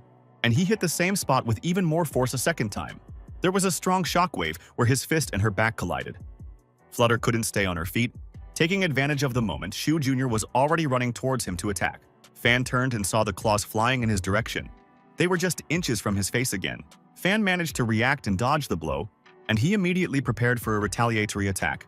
He made room for his next strike. He decided that he would hit the center of his chest. After accumulating an equally huge amount of power in his fist, he struck out. A shockwave appeared under his fist again. While he was dealing with Chu Jr., the bound mercenaries broke free, and one of them was already swinging her axe. She was flying at him from above. Without thinking twice, he grabbed her axe, and the mercenary herself was thrown to the floor with all her strength. There was a faintly audible click somewhere nearby. The girl loaded a warhead on her umbrella and shouted that he couldn't escape this time. She fired. The projectile flew with great speed, aiming directly at Fan.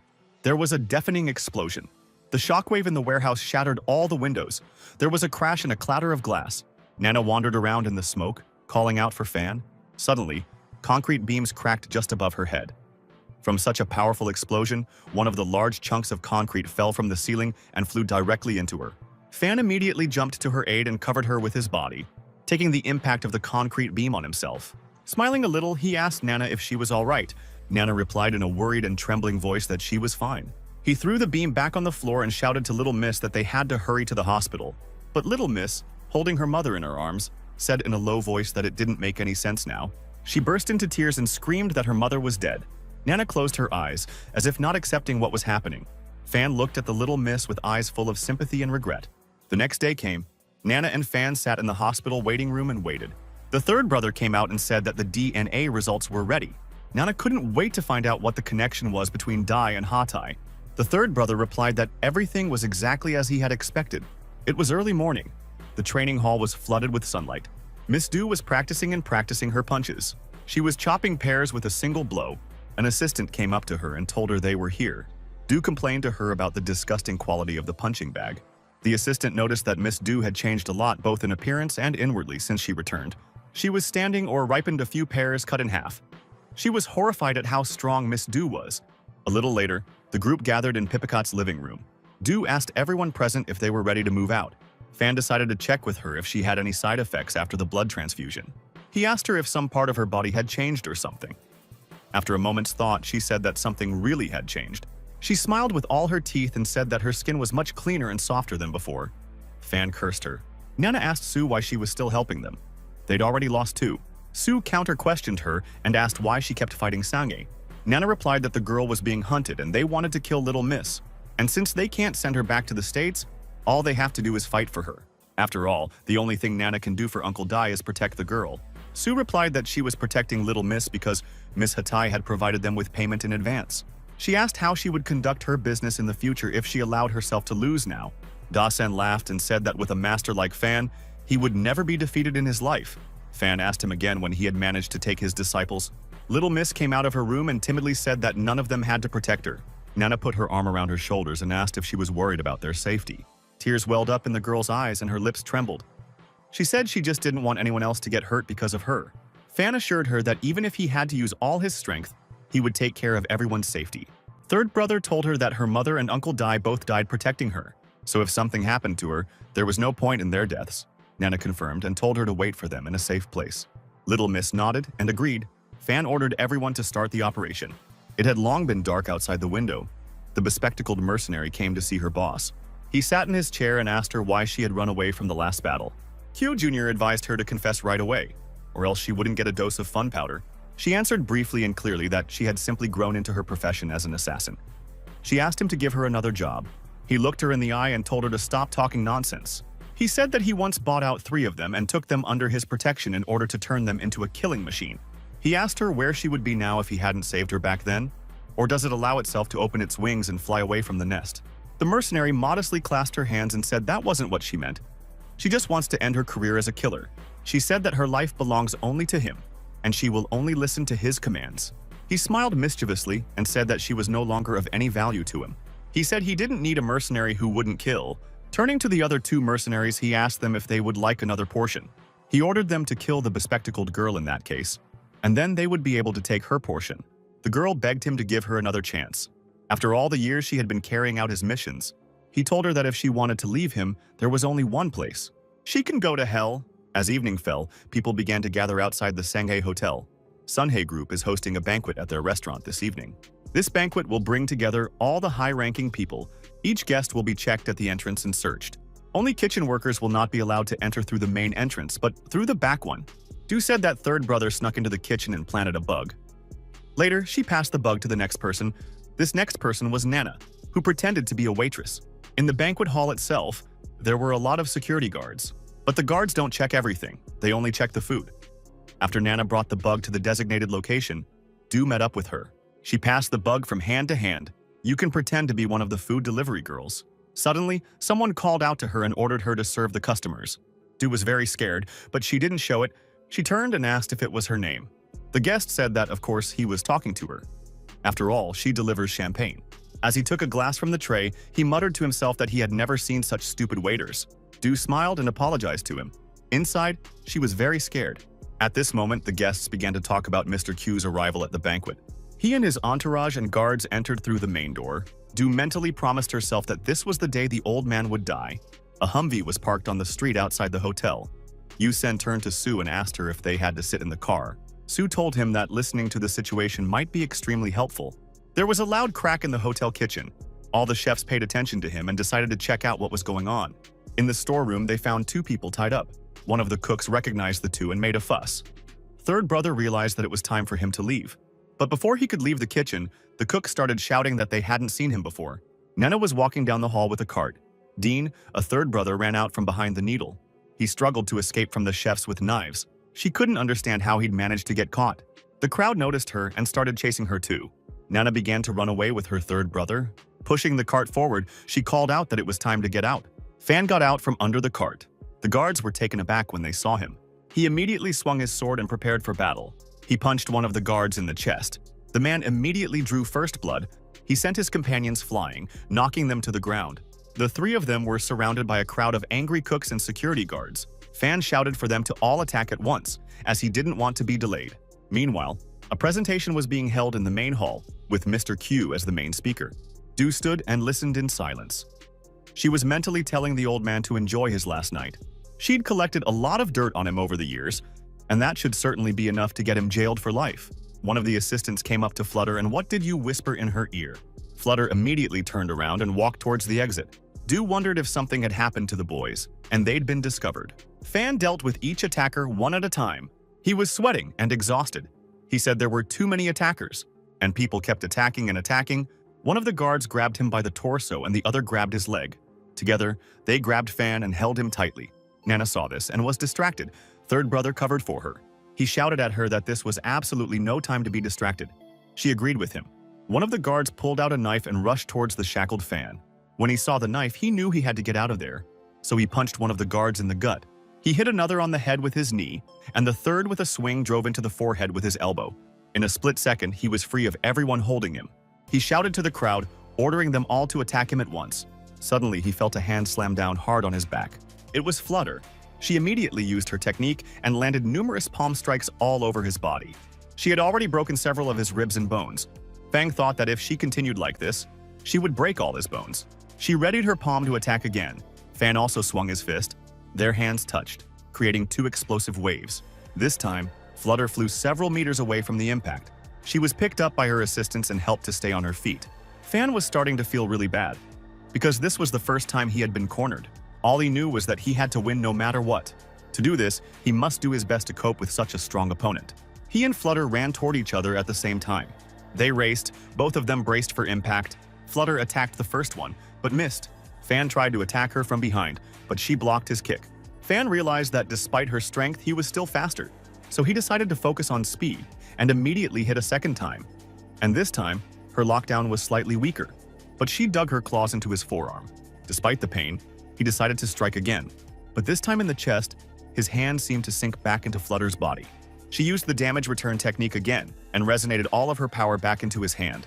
Fan's arm shook in pain and his bones were broken again. Flutter was ready to strike again, but she didn't expect Fan to be able to attack with his broken arm. His blow landed squarely on the jaw. He finally figured out what strategy to follow. He shouted at her that it looked like her head didn't have the damage return ability. Flutter knew that she was in a bad way now that he had guessed. He shouted that he would keep hitting her on the head until she decided to give up. Immediately, he delivered another crushing blow to her head. Her assistant froze in place and gasped at what she saw. Fan was on his way to strike a third blow. He hit with both hands at once to increase the damage. Flutter was already on the verge of losing consciousness. There was a lot of blood coming out of his nose and mouth, and a couple of teeth were missing. And so, Fan decided to deliver the final decisive blow. He slammed his fist down hard on her jaw. The impact sent her flying so high in the air that her chest hit the ceiling, and then she landed on the floor with a crash. Showing no signs of life, Fan tried to catch his breath, but a rope appeared above his head. One of the guards wrapped it around his neck and pulled him back. More men with similar harnesses arrived and shouted to each other, "Quickly grab the Fan." He was trapped, surrounded by a crowd of guards. Flutter staggered to her feet. Her assistants were horrified when they saw her face. Flutter yelled at them, asking what had happened to her face. When she looked in the mirror, she saw her beautiful face covered in bruises, cuts, and bruises. One eye was swollen from the blow. She screamed furiously down the hall. She shouted that she swore that she would kill Fan in revenge for her face. Fan, still wrapped in the rope, shouted at her to attack. Flutter told him that she understood exactly how to fight him. She said she would kill all his friends in front of him first, and she raced past him, straight for his companions. Fan shouted a warning to Nana. She turned around to see what was going on. But before she could do it, Flutter had already slapped her in the back with her palm. Third brother immediately pounced on her and yelled at her not to touch his boss. But he, too, received a powerful blow to the chest. Fan became completely enraged and strained all his muscles to break free of the nets. He broke the rope that held him back. Flutter was already behind Nana and was ready to strike again. Fan shouted at her to stop, so he decided to use his new technique. He gathered his chi energy and punched the air, sending his punch remotely towards Flutter. And it worked. The shot still hit the target. Flutter collapsed to the ground. Fan looked at his shaking hand and couldn't believe that he finally managed to use that technique. He still has the same bottle that he used to train on his desk at home. And it turned out that the bottle only cracked at the back, so he did not realize that he had succeeded. Flutter's teammates were crying and shouting at Fan, accusing him of touching their boss. Fan walked over to Nana, gently lifted her up, and asked her how she was feeling. The third brother shouted at him that they needed to leave immediately. He pointed to the freight elevator and said they could use it to go straight down to the lobby. After a while, they were in the elevator going down to the lower floor. But they were already being met by another crowd in the lobby. They were surrounded again. Well, all of a sudden, a Humvee entered the building through the glass doors of the lobby. He made a sharp turn and parked beside them. Sue opened the door and shouted for them to jump in the car. When they were all inside, she slammed the door. And Yusen stepped on the gas, making a sharp turn. He swung the steering wheel sharply to full speed and drove out through the same broken glass, shouting goodbye to the enemy. To realize that there was no point in her staying in the building, she decided to take advantage of all the hype to sneak out without being noticed. But someone grabbed her by the shoulder and told her that she would have recognized her scent out of 1,000. Junior Q told her that he knew about her coming from the beginning. He hadn't expected her to be so bold. She told him to shut up. Then she gave him a sharp elbow. Although he managed to block the kick, it still flew off. He didn't understand how it had become so strong. Lord Q ordered his son to retreat and let his men deal with her. But Junior Chu smiled and said that he just wanted to test his new drug on her. Du saw the syringe and tensed. He jerked the ampule into his left arm. She decided that there was no time to lose and that she should attack first. Running away, she kicked at it. In a matter of seconds, Chu Jr.'s body transformed and his clothes began to tear right on top of him. She glanced at him and tried to figure out what kind of drug it was that had turned him into a monster. Standing in front of her was a 2-meter-tall Chu, whose body had grown several times. His eyes lit up, and the veins in his temples began to throb. He said that it seems that the effect of the drug is much stronger than he expected. A single blow from it was enough to cause the floor to shake and shatter. Mr. Q mentally scolded his son for doing something wrong again. Q Jr. struck again, hitting Du.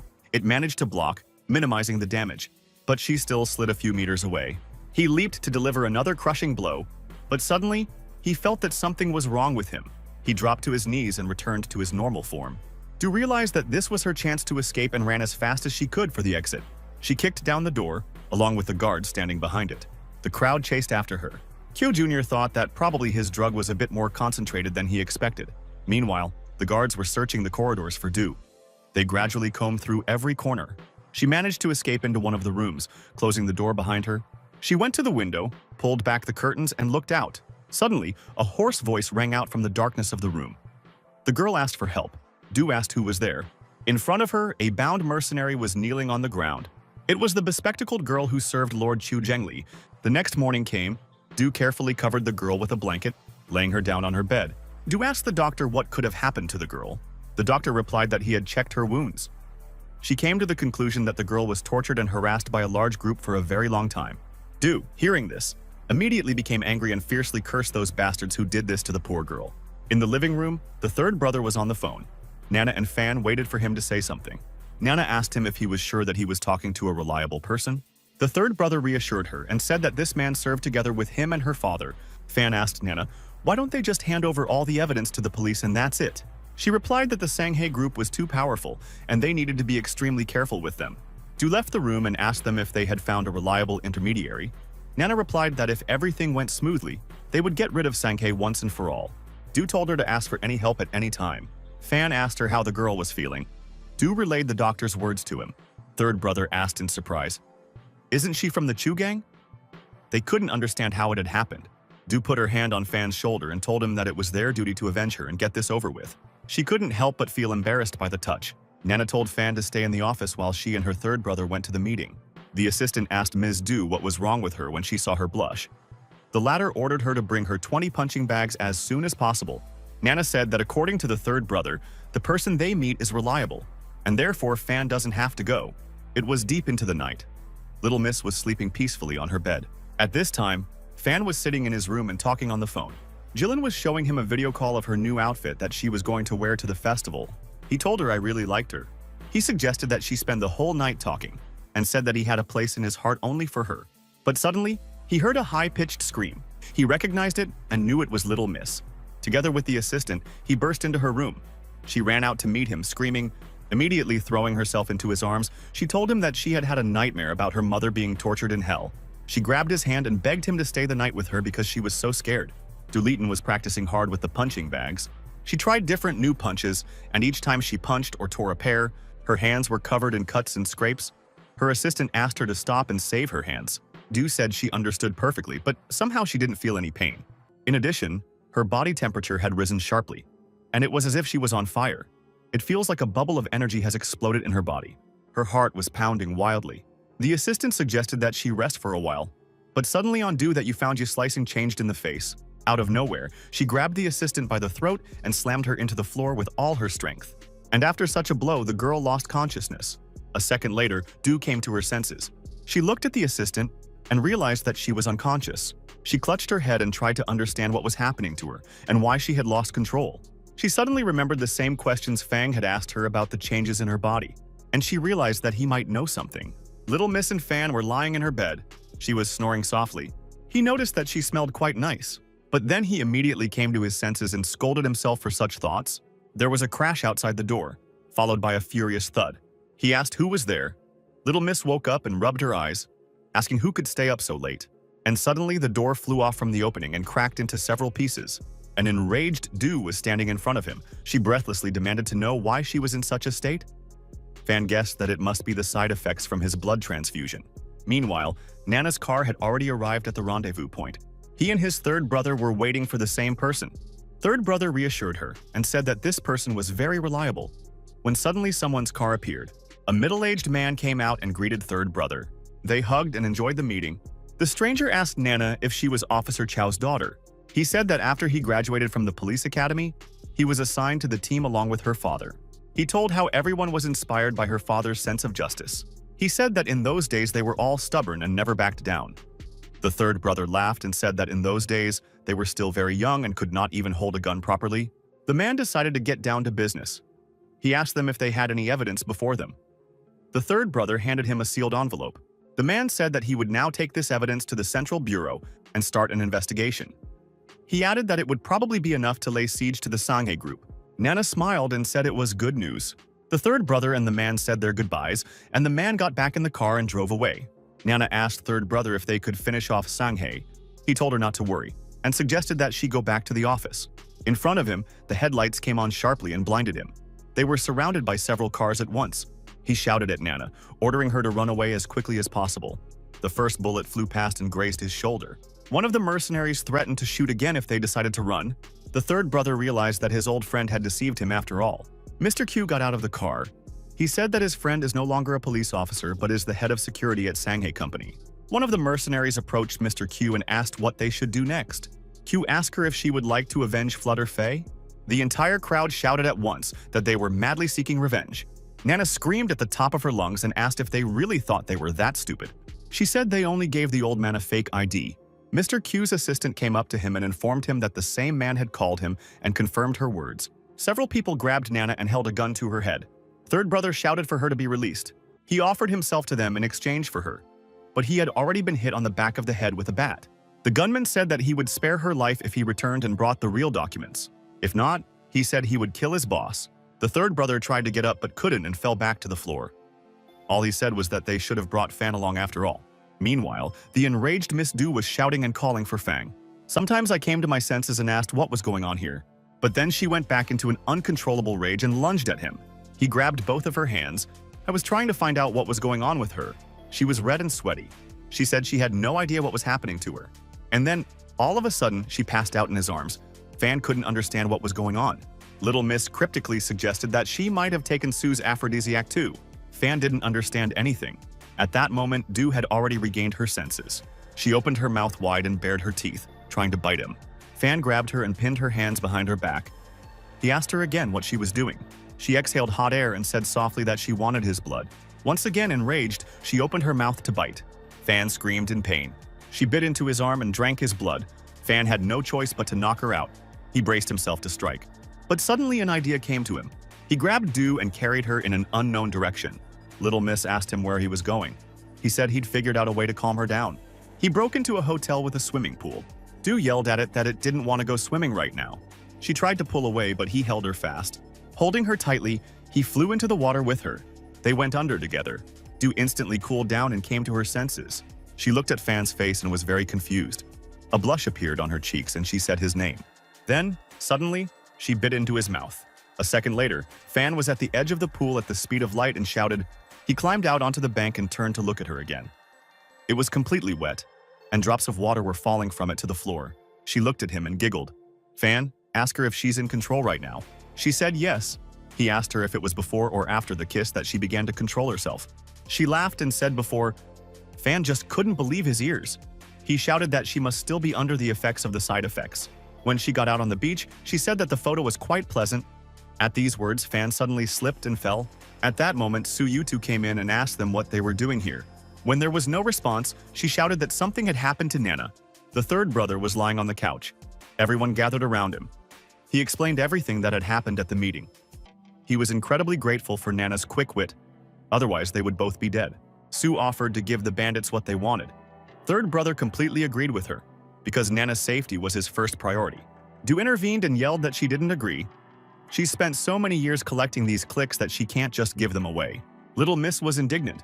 How could she say that? Didn't she care about Nana's health at all? Du quickly walked over to Fang and demanded her ID back. He grabbed her arm and told her to calm down first. And then he said that they should work out a way out of this situation together. Du was again embarrassed by his touch and said that she was listening carefully. Little Miss Yi Su was just incredibly ashamed of her behavior. Suddenly, third brother's phone rang in his pocket. He picked up the phone and shouted that the person on the other side of the phone shouldn't have called him so brazenly after all that had happened. The same man from the meeting told him not to be angry and offered to calmly discuss everything.